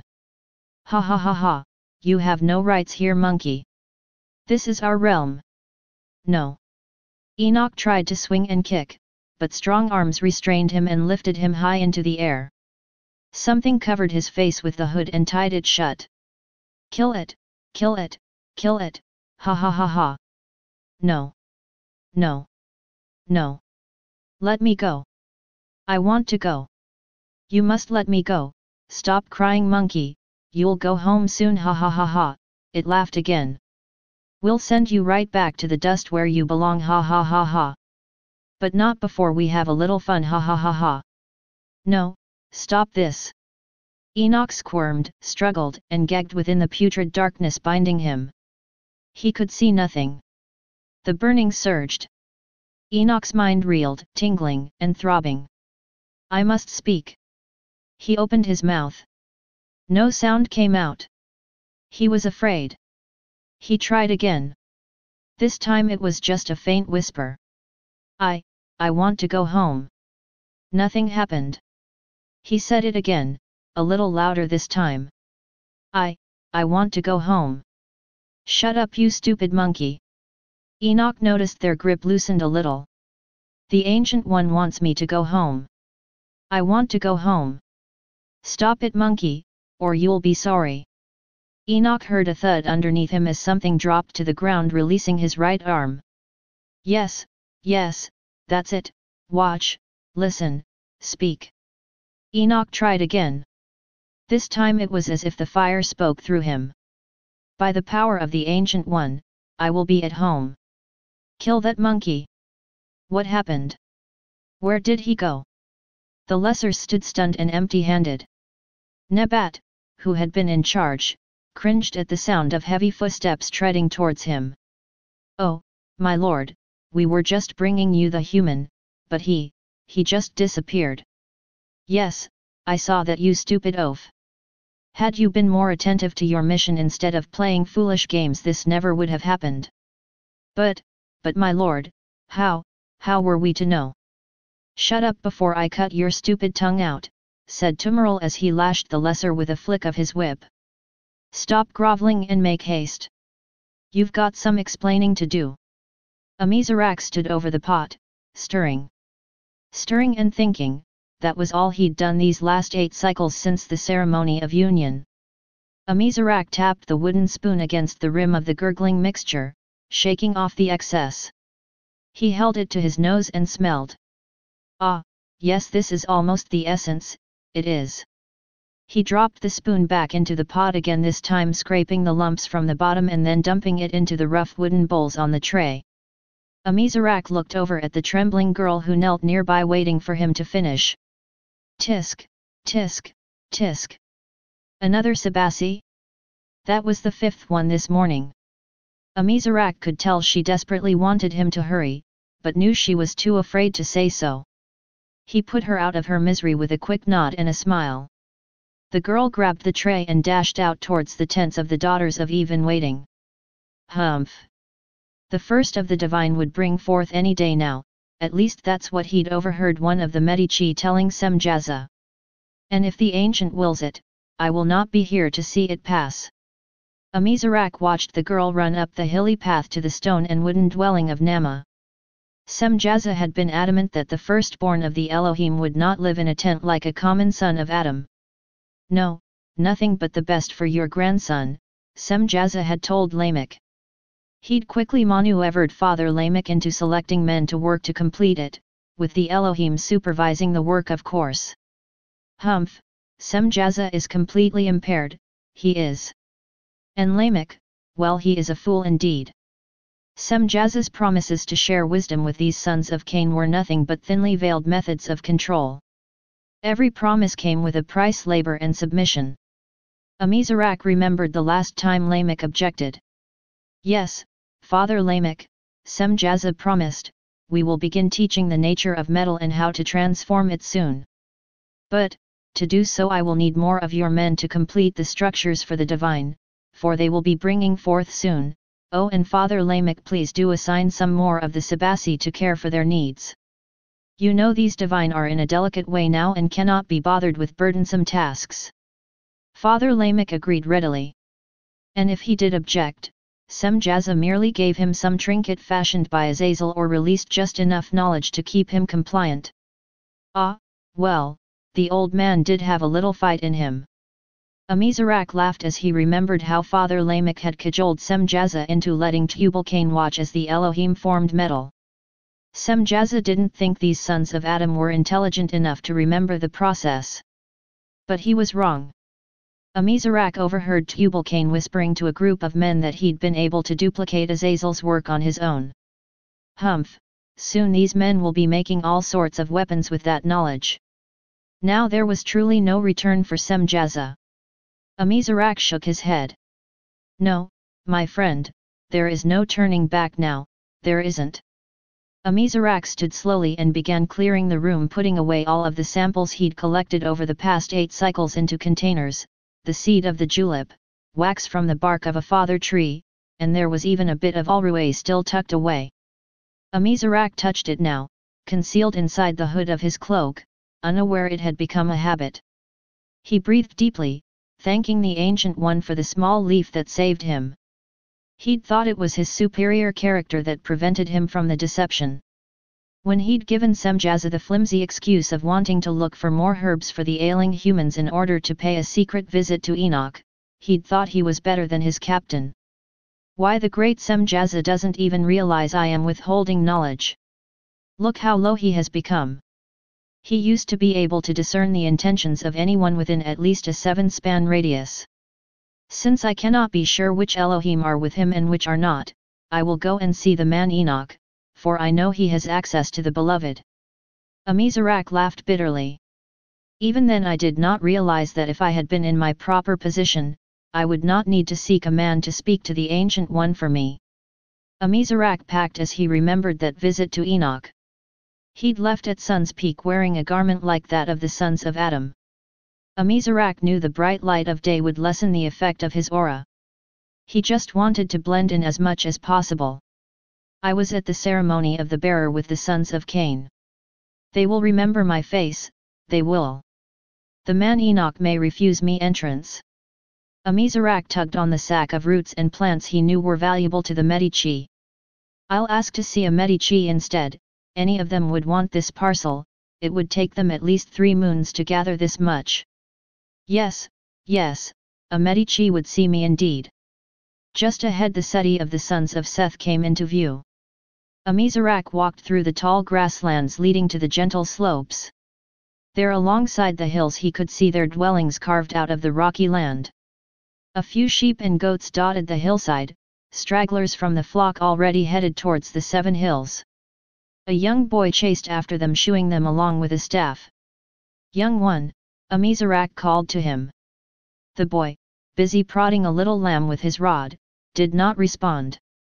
Young man, Amizarak said much louder this time. The boy jumped. Oh, many pardons, master, said the boy as he scooped up the lamb into his arms and turned towards the voice. May the ancient be, oh, the boy stopped and did a deep bow. Yes, my lord. No, no, said Amizarak, none of that, please, it is not permitted, it is not indeed. The boy looked up slowly. Then seeing the kindly face peering from beneath the hood, he stood up straight. Yes sir. Please do tell me where I can find a Medici. I have gifts from the tribe of Cain. I do not know, I mean I will have to find, but I can't leave the, and who, might I ask, be seeking a Medici of the sons of Seth, called a lilting voice from behind him. Amizarak raised his arms over his head when he felt a familiar prick at the back of his head. He started to turn around. No, not sought fast Elohim, or is it Watcher that you prefer? The name's Amizarak. And indeed I am a Watcher, but that is not what is important now, it isn't. I have a satchel full of Adama's most potent roots and herbs for your Medici, a gift from the tribe of Cain, and a request, there be none of the tribe of Cain that would give a gift to us Watcher, especially after Tubal-Cain's warning. What do you really want? And don't be lying to me this time, said Tifera, poking Amizarak again sharply with the point of her arrow. Turn around slowly so I can see your face, Watcher. And you, she said, jerking her heads towards the youth, run along now and don't be sticking your nose where it don't belong. The Watcher wanted to see a Medici and he's got one, so off with you now. Yes, Medici Tifera, said the boy, squeezing the lamb tightly to his side as he scurried up the hill. Amizarak turned slowly to face the woman. His jaw dropped when he saw the delicate diminutive figure in front of him aiming the arrow and the larger, more robust one rocking with laughter behind her. Onamai, said Amizarak. I said the name's Tifera. There be no one named Onamai among us. The woman squinted and poked him again with the tip of her arrow, this time on his forehead, although she had to stand on the tip of her toes with arms fully extended to do so. Do not be deceived, Watcher. I am not afraid to use this. State your business and make it quick. Yeah, said Onamai, still laughing, make it quick, Amizarak. Amizarak ignored Onamai and focused his gaze on the woman, knowing she couldn't see or hear the Elohim behind her. Indeed, Medici Tifera, it is obvious a daughter of Eve such as yourself has the wisdom of the Ancient One flowing through her. I would not dare attempt to deceive you. It is only that I have such important news from the tribe of Cain to share that the utmost discretion was necessary and, unfortunately, Amizarak paused as he nodded his head towards the satchel at his feet. My small guys. Open it, said Tifera, and no funny business or it'll be the last of you. By all means do open the bag, Amizarak. I can't wait to see what's in it, said Onamai, stooping down next to him. Dump it out, ordered Tifera, keeping the bow towards Amizarak's head. Amizarak slowly did as the woman requested, although he could have easily disabled her and the weapon. Onamai was peering through the contents of the satchel with a smirk on his face. Amizarak, really, is this all you could come up with? Amizarak rolled his eyes at Onamai. And don't be rolling your eyes at me, Amizarak, said Onamai with a gleam in his eye, or it'll be the last of you. What are you doing here? Amizarak focused his thoughts toward Onamai. I have been assigned to watch here. Why are you here? Onamai responded. Well, these plants would aid us, at least in that you have spoken the truth, said Tifera, lowering her bow. Now what's this you speak of regarding our kin? You say there be news from the city of Nod. Medici Tifera, I have most urgent news and a request for the one called Enoch. It is imperative that I speak with him. Ah, so that's what this is about, you want to see the bearer at? I thought you Elohim had the answers for all that ails us, and now you be seeking Enoch? If this be some sort of trickery, I'll not only run this bow through you but I'll slice your neck as well. Onamai rose from his feet in surprise at the boldness of the girl and raised his brows at Amizarak, holding a finger to his lips to silence the Elohim. Onamai leaned down and whispered in the girl's ear. Do not be afraid. Bring him to the elders and let them decide. Not to worry though, Elohim Amizarak, said Tifera, throwing her bow over her back. If there be some trickery about you, the elders will decide. Follow me. Thank you, said Amizarak, focusing on Onamai. My pleasure. Now why are you here? And what was all that business with Semjaza? What is he doing? And I thought you were assigned to watch from Mount Arita. What are you doing? I have orders from the beloved himself to be at the city of Seth. Do you now? So you are getting orders directly from the image these days, are you? Does Captain Semjaza know of this? It is not my business what Captain Semjaza knows. If the beloved gives a command, I do it. Wait here, Watcher, said Tifera, leading the way down stony steps into an enclave hollowed out of the hillside. Amizarak had to stoop to enter through the door. But once inside, he had no problem moving freely. He smiled, instantly recognizing the architecture of this room. It was circular with high dome-shaped ceilings. 12 square stones were aligned on the floor around a fire pit filled with steaming stones in the center. The walls and floors, plastered and smooth, were full of images telling a story. Amizarak swirled around to see where the story began. Why, this is like a miniature of the ancients' high council. Who showed them the pattern, or do they just instinctively? Be at ease, watcher, said Tifara as she dropped the satchel to the ground. The elders are being summoned as we speak. No one will harm you before the council has ruled. It is not our way. Tifara stood in the doorway with her hands on her hips as she watched Amizarak examine the space. Well. Yes, Medici Tifara, said Amizarak. Does it meet your requirements? Oh, yes, the room is suitable, it is. Humph, so glad we could be of service, said Tifara too sweetly as she turned to leave. Oh, a Sabasi will come around with food and drink, she said, popping her head back through the opening. If you require anything, just ring this, she said, tossing him a small bell. Many then, the girl strode out the room before Amizarak could finish. Onamai pressed against the side of the entrance to avoid her. He smiled and plopped down on a stone next to Amizarak, rubbing his palms together over the steaming pile. Well, now isn't this cozy? I thought you were assigned to watch her. I am, said Onamai, grinning. She will be fine. I just tag along to make sure she doesn't harm anyone. She is a most unusual daughter of Eve, she is. Yes, said Onamai, turning to face Amizarak, that is what I think too, and I have been having such a sporting time with her. Really? Yes, really. Why, just this sun's peak we have been roaming the hills on a quest for the hornless unicorns, and we did spend some time practicing archery. She is quite good, you know. She is. Yes, she is, and, well, I have been coaching her a bit. Tifara is quite a good student, she takes instruction well. Really? Amizarak raised his brows. Medici Tifara doesn't strike me as the type to take anyone's advice. Oh, well, she doesn't know I'm instructing her. You know, I just give a little hint, a little nudge here and there. Oh, so she hasn't seen you? No, no, of course not, said Onamai, shaking his head. I've been very careful. Amizarak leaned back and examined the lieutenant closely. So this one woman is your assignment? Well, not exactly, I mean, well, I am assigned to watch here at the city of Seth. Yet, you have been focusing most of your efforts on one human. I also spend quite a bit of time with the man Enoch. It's just that the girl Tifara has this way of getting to the bottom of things, so I trail her. Oh, I see, said Amizarak, leaning forward, so what has she shown you? For instance, I am pretty sure I already know what your big news is from the city of Nod. Oh, do you now? Yes, I do. Well, don't keep me in suspense, do tell. Onamai stood up and stared down at Amizarak. Look, we already know that Captain Semjaza has crossed the line.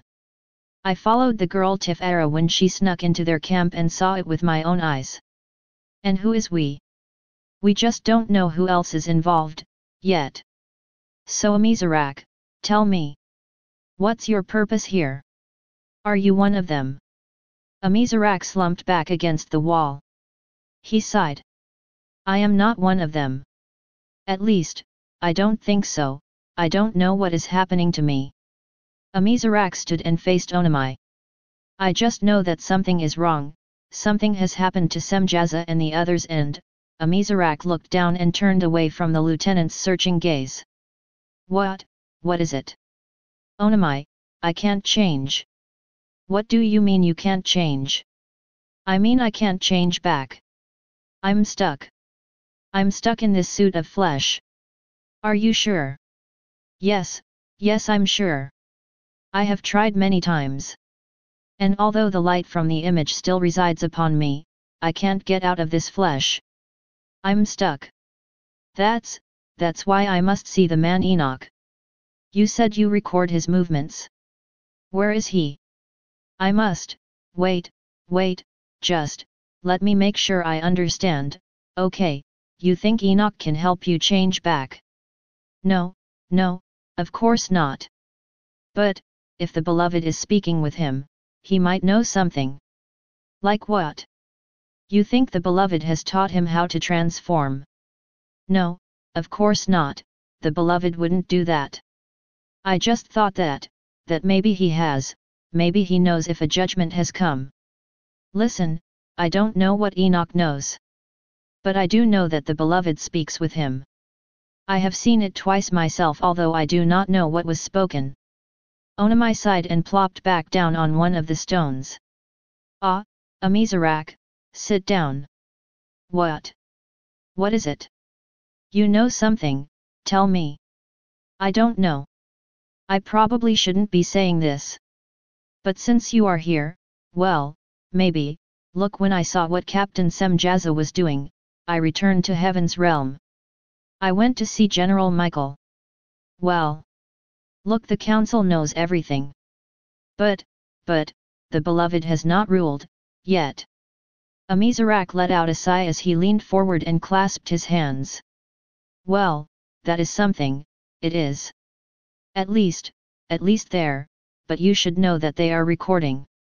You mean, you are recording, said Amizarak. Yes. You and how many others? I don't know of everyone assigned, but I do know that Delmar, Azam, and I are. Amizarak stumbled backwards, startled by the waving of the room. What? He did a double take. Delmar and Azam appeared on the stone squares across from Amizarak. What? How? Amizarak, said Delmar, we've been here the whole time. No. I would have seen you, said Amizarak. It's true, said Onamai. They were here when Medici Tifera brought you into the chamber. No, that's impossible. Why didn't you say anything? We needed to see. You mean you needed to record? We needed to see if your perception was altered. We already know that Semjaza and many of the others have been affected. Well, why is it that I could see Onamai, but not you two, said Amizarak. Delmar and Azam glanced at each other. Captain Azam rose and walked towards Amizarak and sat on the stone next to him. We don't know all the details yet. I am not sure why Onamai was visible to you but not me or Lieutenant Delmar. What I do know is this, you are here and that must mean something, said Azam. So are we left without understanding then, said Amizarak. So it seems, said Azam. Where is the man Enoch, said Amizarak. He is away at Avonland seeking the room wavered before Onamai's eyes. He pushed himself backwards just as Enoch appeared before them, dazed and waving his arms around wildly. What? Where? Enoch stumbled and then righted himself, looking around the room. How did I get here? And who? Oh, you again, I must be going mad. Interesting, said Delmar raising an eyebrow. Yes, interesting indeed, it is, said Amizarak. Enoch, son of Adam, it is we who should be asking you. How did you get here? Said Onamai staring at Enoch's glowing form. I do not know. One moment I was in Avonland Forest and these things, I could not see them, were beating me, attacking me, and then I was here. And now I am in the midst of you, Elohim, said Azam. Why oh why is this happening to me? Enoch shut his eyes, rubbed them and took a deep breath. He opened them. Ak. You are still here. For truth I wish this were just the life of sleep, for then I would know that my mind has not forsaken me. But I know you, I am sure of it. You are the men that came by fire the sun sleep before. Oh wait, Enoch walked slowly towards Amizarak. But you are not, you were with Tubal-Cain. Why are you here? Medici Tifera walked through the door, her scowl turned into a broad grin. Enoch, I mean bearer. When did you get back? We did not see you. The scouts have been watching for your return. I came in quietly, through another entrance, said Enoch. And it seems much has taken place in my absence. Why are these men waiting in the seat of council? What men? Said Tifera motioning her hand towards Amizarak. There's just this watcher Amizarak is all. Are you well, said Tifara as she moved closer to Enoch to examine the cuts and bruises on his limbs. Did you hit your head? Is that it? No, Enoch surveyed the room again. Enoch, she cannot see us. She is only aware of a Miserak who was with Tubal-Cain, said Azum calmly. Did you hear that? Said Enoch rubbing his left ear.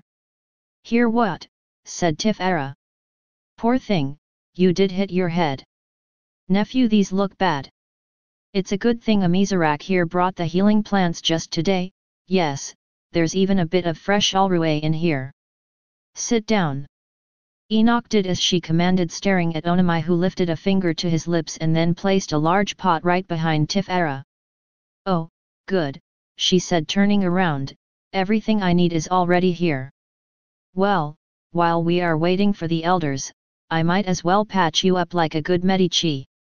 Tifara pressed the paste she'd just made into his wounds and dropped one of the alrué leaves into a bowl of steaming water. The elders are coming, said Enoch. Yes, of course. They will be arriving any moment now. Of course no ruling would have been made without you, but they were going to question this one. A Miserak pulled an alrué leaf from the inseam of his hood and plopped it into the bowl next to Tifara. Enoch, son of Seth, the news I bear is for you alone. I will not answer any questions from thee, is that right now, Watcher? Said Tifara, snatching the bowl and handing it to Enoch. You are in no position to be saying what you will and will not do. Tifara, please, said Enoch, touching her shoulder. I would like to, that is, I intend to hear him out, privately. Would you please alert the elders of my return? Let them know I will call for the council soon. Humph, fine, said Tifara, throwing the heavy spoon into the pot as she hoisted it onto her hip. Will there be anything else for the bearer? No, that is all, said Enoch. Just so you know, I'll be watching you, said Tifara, glaring at a Miserak on her way out. Enoch lifted the bowl of steaming liquid to his mouth. He held his nose over the bowl for a moment, breathing in the aromatic vapor, before drinking. Then he walked over to the door, peering out towards the steps leading to the other dwellings. A couple of guards stood at the top of the stairs with their backs to Enoch. Good. He smiled. Tifara has already alerted the guards. Enoch turned back to face his guests. All right, what do you want, a Miserak? I need you to speak with the beloved on my behalf. Why don't you speak to him yourself? You are Elohim, are you not? Said Enoch, smirking. A Miserak shuffled on the hard stone and turned his head away, but not before Enoch caught the pained expression on his face. I am not sure what I am anymore, said a Miserak. That is what I want you to ask the beloved. Ask him if there is hope for me. Ask him if I can still be what I once was. Enoch frowned. I don't understand. What are you now? What has happened to you? I am losing the way of the Elohim, and though it is not entirely absent, yet my perception has changed and my nature is diminished. This is happening to many of the Watchers. I know Captain Semjaza is deeply affected, so much so that he does not even notice or care. For truth, you know the cause of this, said Enoch. Indeed I do. We, that is, some of us have broken the code and done that which was restricted. I know it is judgment. I was just hoping that maybe there is still a possibility for return. You mean you want to repent of the wrong? Yes I do, said a Miserak. In that case, I will beseech the beloved on your behalf, for your presence is troublesome here. And the tribes need clarity as well. Thank you. Thank you. May the Ancient One, do not thank me. I do not know when or how he will answer. I can make you no promises. I do know that when I pray, he hears me and responds. Fair enough. Yes. It is fair, indeed it is, said a Miserak. You know, if you were a son of Adam, I would ask you to bring a sacrifice. But, since you are not, mere blood would not be an acceptable sacrifice for an Elohim. Our life is not in the blood. But perhaps there is something I could do to prove to the beloved that I am sincere? I could try to right the wrong, that is, help the others who may not be too far gone and, said Amizarach. For truth, I think that is the least you could do, said Enoch. But Amizarach, Onamai interrupted, some things cannot be undone. You are right, said Amizarach dropping his head, although I had no part in it, I didn't stop it. The numbers of the divine are growing and the first of them will be bringing forth soon. Who are the divine? What are you talking about, said Enoch. The daughters of Eve who have married the Elohim and conceived are called the divine. That was Semjaz's idea. The one called Nama is due to have her child any day now, she is. That cannot be. Nama was promised to Letta. Enoch stood abruptly, overturning the bowl next to him. The hot fragrant Alrué tea splashed against his leg burning him. Aik, Enoch grabbed a cloth and patted the spot on his calf. I can't believe they actually went through with it, and she conceived? You mean it is possible, said Enoch. As far as anyone can tell, it is. But who knows what the childling will be like? Amizarach pulled another Alrué leaf from the inseam of his hood and handed it to Enoch. Please take it. This one is not as aged and will speed your healing. Enoch, you should know, Letta is dead. Father Lamech killed him, said Azum. Enoch stopped patting and stared at Azum. He is right, said Amizarach, I saw the proof. But Nama, said Enoch pacing, is she well? I can't believe, how could Father Lamech do that to her? We must go and help her at once. Lamech must be punished. Enoch, said Amizarach gently. I do not think Nama wants to be rescued. What do you mean? Nama is altered, said Amizarach. I believe it is too late for her. But it may not be too late for all. What do you mean altered? How is she altered? What is wrong with her, said Enoch. There is a new thing amiss. I didn't want to mention it until I was sure, but I am almost positive I saw, is it the fallen, said Azum. Yes, said Amizarach, how did you know? We saw it too, said Azum. So I'm right then, said Amizarach. Listen, I don't know what you two are talking about, but one of you better start explaining or, said Enoch. Enoch, the fallen have infiltrated you humans somehow, said Azum curtly cutting him off.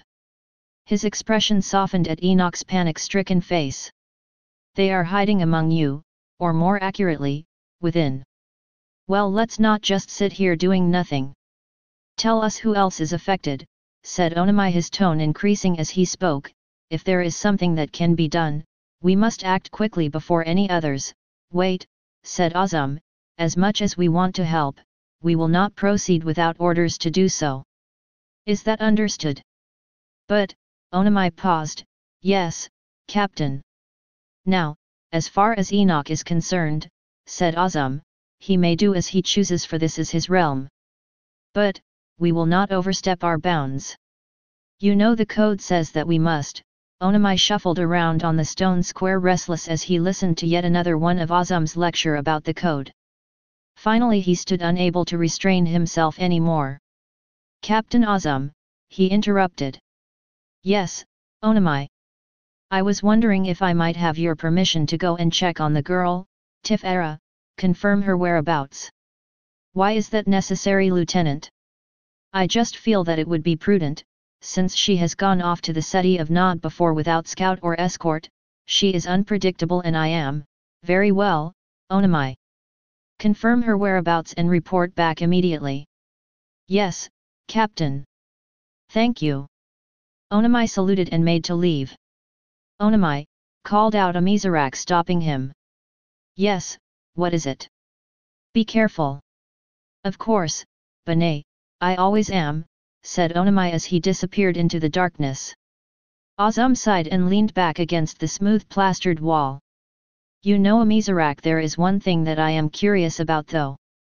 Yes, what is it, Captain? How were you able to resist the deception and not Semjaza? I do not know. I did not even realize deception was taking place. We were going about our tasks as usual. Semjaza is our leader. I did not consider that his judgment was astray until, said Amizarak. What's this? Interrupted Azam as he touched the bulky sides of Amizarak's hood. Oh that, well it is just a bit of alrué. I always keep some on me. You know its fragrance reminds me most of home. And, it is quite useful for treating the humans when there is need. Amizarak, the scent of the alrué somehow protects us from the full onslaught of the fallen. When they are present, their stench somehow twists your judgment. I experienced it once myself long ago, right before the conflict. Yes, I heard the tales regaled. Amizarak leaned forward. Is it true that you were the only one to escape the great uprising? It is true. I was about to give in, I couldn't hold out any longer, when Onamai and Delmar came to my aid. They realized I was in jeopardy and followed me, watched me. Azam ran his hands over the weapons concealed under his cloak, checking their placement again. It was good someone was watching. But, I always wondered, why me? Why was I allowed a chance to escape and none of the others? You know that point seemed like all others. There was no sense of urgency or danger and yet, they sat in silence for a few seconds. Amizarak had hoped the captain would continue his story, but when he realized the normally tight-lipped Azam was in no mood for further transparency and Delmar looked pensive as well, he cleared his throat and chanced a question. Captain Azam, does Lieutenant Onamai keep some of the alrué on his person as well? You know, said Captain Azam, I'm not sure. Tifara darted up the stairs two at a time until she reached the top. From this view she could see the entire city of Seth. Thousands of dome-shaped entrances, carved from the hillside, peered through the cliffs along the winding stone pathways. The bright banners at the elevated homes of the elders could be easily seen in the slumbering sky. During the High Council each elder would carry that banner and place it in the holder designated for his clan. Tifara exhaled. Good, the elders have not assembled yet. The banners were still in place and the torches lit. Here too, called Tifara to a scout passing by. Have you seen Methuselah? Greetings, Medici Tifara. May the ancient, yes, and to you as well, said Tifara as she tapped her foot. Where is Methuselah? I last saw your nephew going towards Father Seth's abode. If it pleases you, I would be more than happy to, there's no time for that, said Tifara already heading towards her father's house. Just find another scout and stand guard at the entrance to the High Council. The bearer is there and he does not want to be disturbed. Oh, so he returned? Is he speaking with that Elohim? Just do it, ordered Tifara, and stop running your mouth.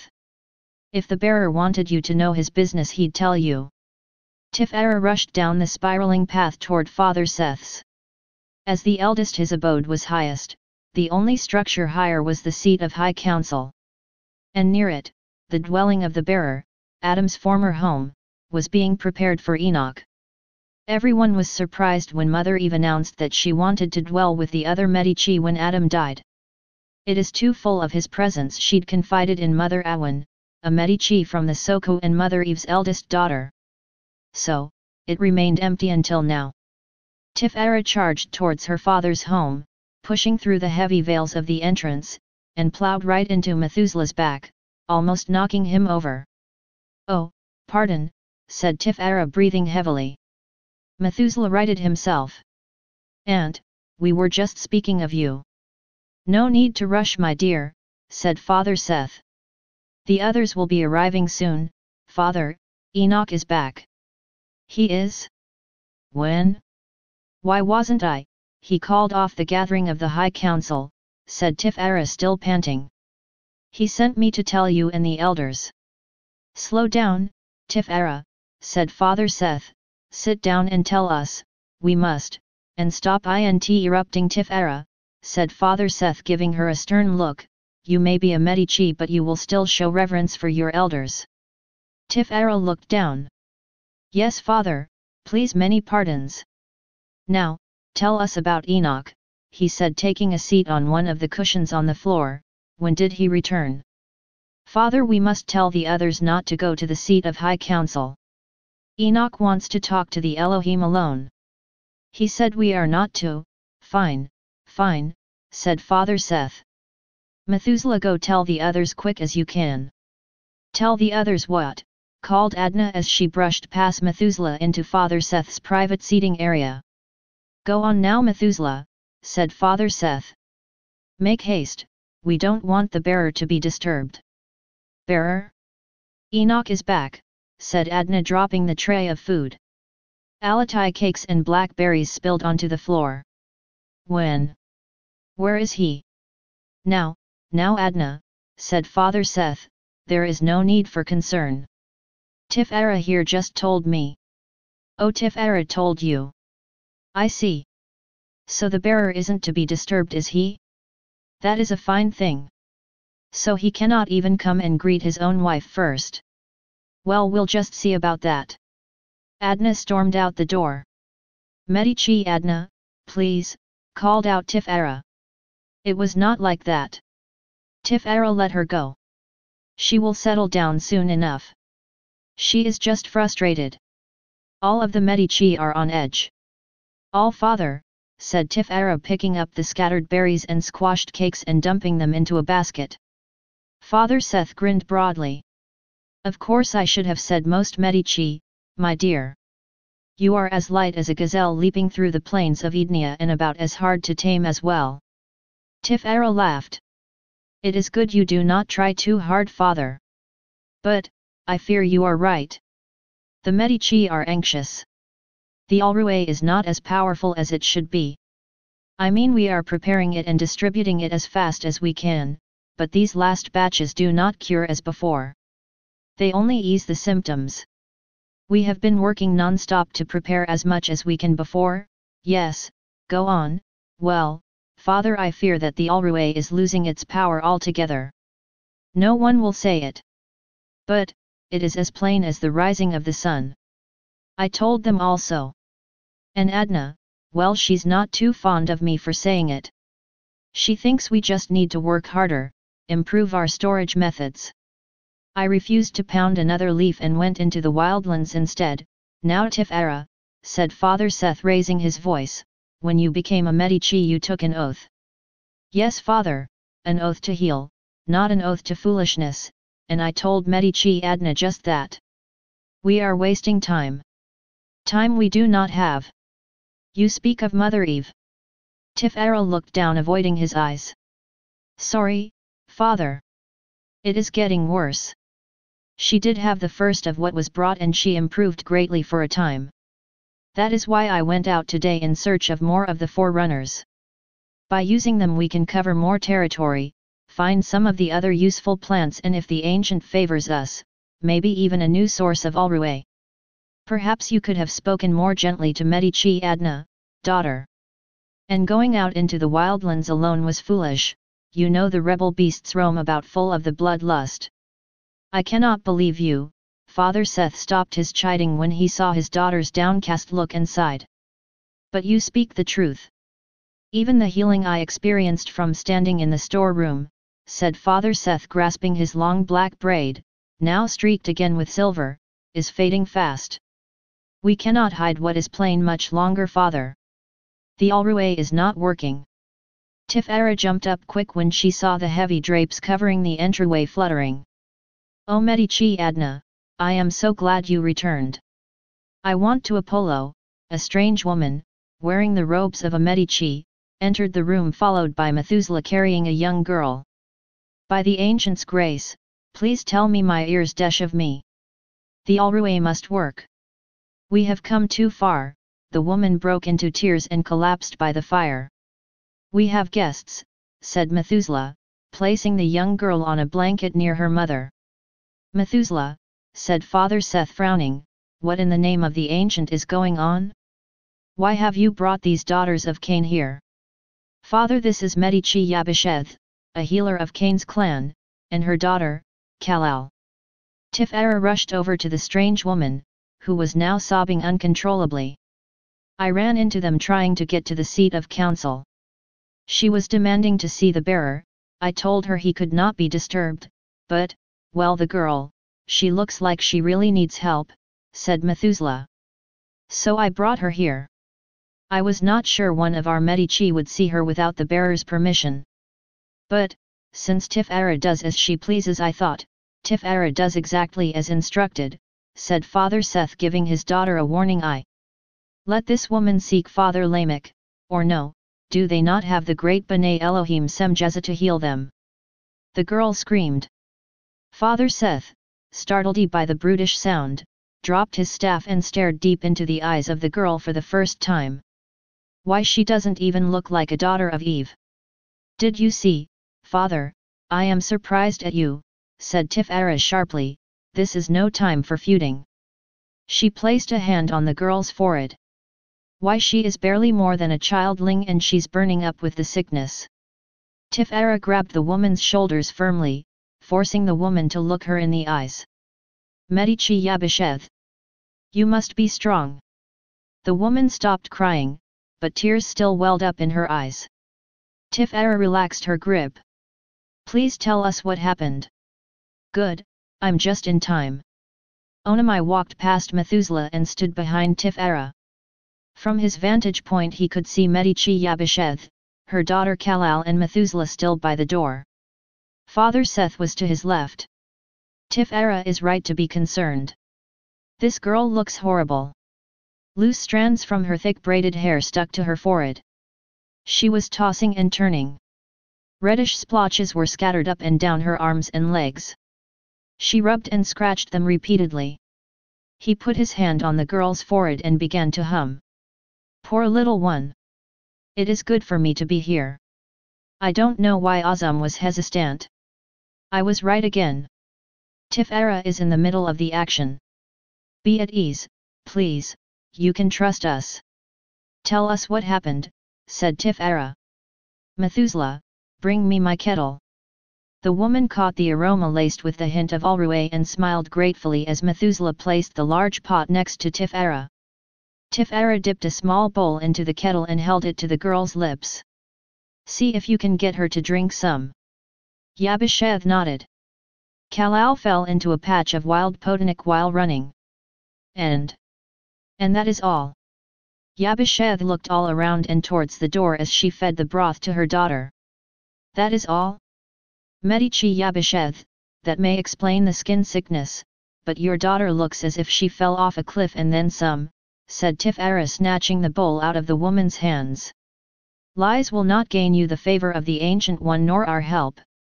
If you expect us to, please, we brought the sacrifice required. I left it outside, ask him, said Yabasheth, pointing towards Methuselah. He helped us carry it. Please, we need this, she was sobbing again now. Medici Yabasheth, said Tifara softly, we will not be able to help your daughter properly without the truth. Yabasheth looked towards the door again. Are you afraid to tell us? Did someone follow you? It's Father Lamech, isn't it? Well, someone needs to show that impious old. No, it's not Father Lamech. It is. Yabasheth looked down and folded her hands into her lap. You must promise not to tell anyone. If he finds out, not a soul in here will break your confidence, promised Tifara. It is my husband. He did this, said the woman, burying her face in her hands. She spoke through sobs. Kalal is a very beautiful girl and, you see, it is not his fault. I am no longer what I was and, she is very beautiful. What are you saying, said Tifara, grabbing the woman's arm. Well, he lies with her in the way of a wife, said the woman quickly, looking down at her lap. She was wringing her hands now. Tifara gave the woman the bowl. Why didn't you? Methuselah opened his mouth, and then shut it tight when he saw Tifara shaking her head. Father Seth gripped his staff tightly and rose. Methuselah, go fetch the bearer. But father, he does not. Methuselah stopped when he saw the look on the elder's face. Yes, father, right away. Methuselah did a quick bow and dashed out of the room. Father Seth extended his right arm out and held his hand over the girl. His voice was barely a whisper, but Tifara recognized the words. He was praying. The woman nodded and began feeding the girl the broth again. Kal-El twisted and mumbled as her mother forced the liquid into her mouth. I try to please him, but he does not want me. Everything was fine, we were fine, it was fine until the eve of the ceremony of union. Who was to be married that eve? Said Tifara. Why Nama, of course, to Captain Semjaza. We were all enjoying the celebration.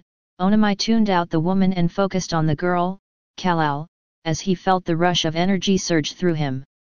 Waves of iridescent light poured from his core and out of his back, flaring like wings behind him. Poor girl. He began to sing. He touched her forehead again. After that night, after so many of our daughters were wed in that manner, oh, it was awful.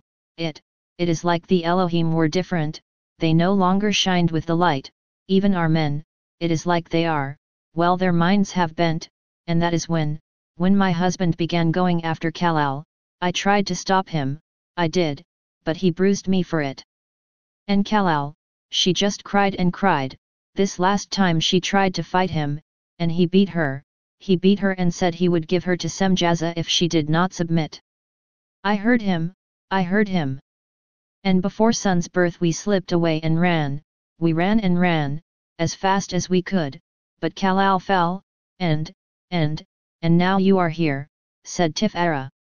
You are safe with us and Kal-El seems to be doing better. The Alruay is aiding her. The girl lay quietly now, sleeping, with a smile playing across her face. Tifara took the woman's hand and gave it a squeeze. You have been through much. I know this must be painful for you to speak of, but what did you mean when you said your husband was going to give Kal-El to Semjaza? That is not possible if he is already wed to Nama. Oh, Medici Tifara, said Yabasheth wringing her hands again. I have not told you the worst of it. The Elohim do not honor our ways. Semjaza has taken several wives, now that Nama is with child, he tires of her. But, she began sobbing again, since my Kal-El is ruined. She would not be a wife, she would just be a nuda, to be used for his pleasure, without any honor. Does anyone else know? Said Tifara. I don't know. I tried to conceal it, I am so ashamed, that's why I could not bring her before our Medici, they would have found out, I don't know what to do. My husband we cannot go back, we just can't. The woman looked up at Father Seth for the first time. Her face was bruised and the left cheek was swollen. He must come before the High Council and be judged, said Father Seth resolutely. He has broken the way of the Ancient One given to us by Adam by doing that which is forbidden. And who are you to judge us? Why, you are no better than us. A loud voice slurred and thick penetrated the room as the burly figure plowed through the entrance and tumbled over Tifara's pot. Give me my wife. The man rushed towards the woman, his eyes bulged as he clenched his fists. Rafaz. Yabasheth scooched backwards and clutched the hem of Father Seth's robe. I tried to stop him, said Methuselah, rushing in followed by Enoch and two scouts who immediately restrained the man as he squirmed and jerked to free himself. What seems to be the problem here? Enoch pushed his way around the man and stood in between him and the woman cowering on the floor. Onamai nodded as he saw Azam follow Enoch into the room. You have no right to keep my wife and my daughter from me. Since you claim to be the bearer, you ought to know the Ancient gives me authority over my wife and my child. Enoch, this man is an abomination, said Father Seth pointing at the intruder. Your wife has told us of your treachery and do not think that, Yabasheth, you fool of a woman. I'll pound the lies out of your ignorant tongue. He lunged towards her, almost catching the side of her face with his fist as he swerved out of the men's grip. Suddenly the man stopped. He couldn't move. He glowered at Enoch, who still glowed with the light of the beloved, confused. You're doing this? The man gasped and struggled to speak. Release me, I I have heard of your trickery, bearer. They say you have access to the one mind. But I say your power is from the devil. I will destroy this one, said Azam, holding a dagger to the man's neck with one arm as the other captured him in a chokehold. I am Azam. I will rid the beloved of this nuisance. Azam, said Onamai, holding a hand up, remember you said we must not exceed our bounds. He is detestable. We know of his doings. It has been recorded. Amizarak told us everything. He will die now, said Azam. Yes, he will one day. But do you have orders, said Onamai. I can handle this, said Enoch loudly, glaring at Azam, while he addressed Raphas. My authority is of the ancient father, and your grievance will be heard before the elders by Sun's Peak. Methuselah, take this man to the seat of council. Azam sighed and then pushed the man forward and replaced his dagger in one motion. Methuselah and the scouts grabbed Raphas as he stumbled, this time binding his hands behind his back with a thick rope. I was told you brought the sacrifice, said Enoch, addressing the woman. Why yes, the woman began. Raphas bellowed as they forced him towards the door. You can't do this. Only a father can offer the sacrifice for his household, and I refuse to. A father will offer the sacrifice, or did you forget, as bearer I stand in Adam's stead, the father of us all. Take him away. The scouts struggled with Raphas, who kicked and yelled, disrupting the calm of the twilight, as they drug him along. A few women poked their heads out of their windows to see the cause. You'll pay dearly for this, you just wait, the elders of Cain will see to it. We are not subject to you. If you try to keep my family, you'll pay with your blood. You sons of Seth think you are God's chosen, but you are weak. Soon you'll see it, you will. This concludes Enoch's Secret Part 4 of 5.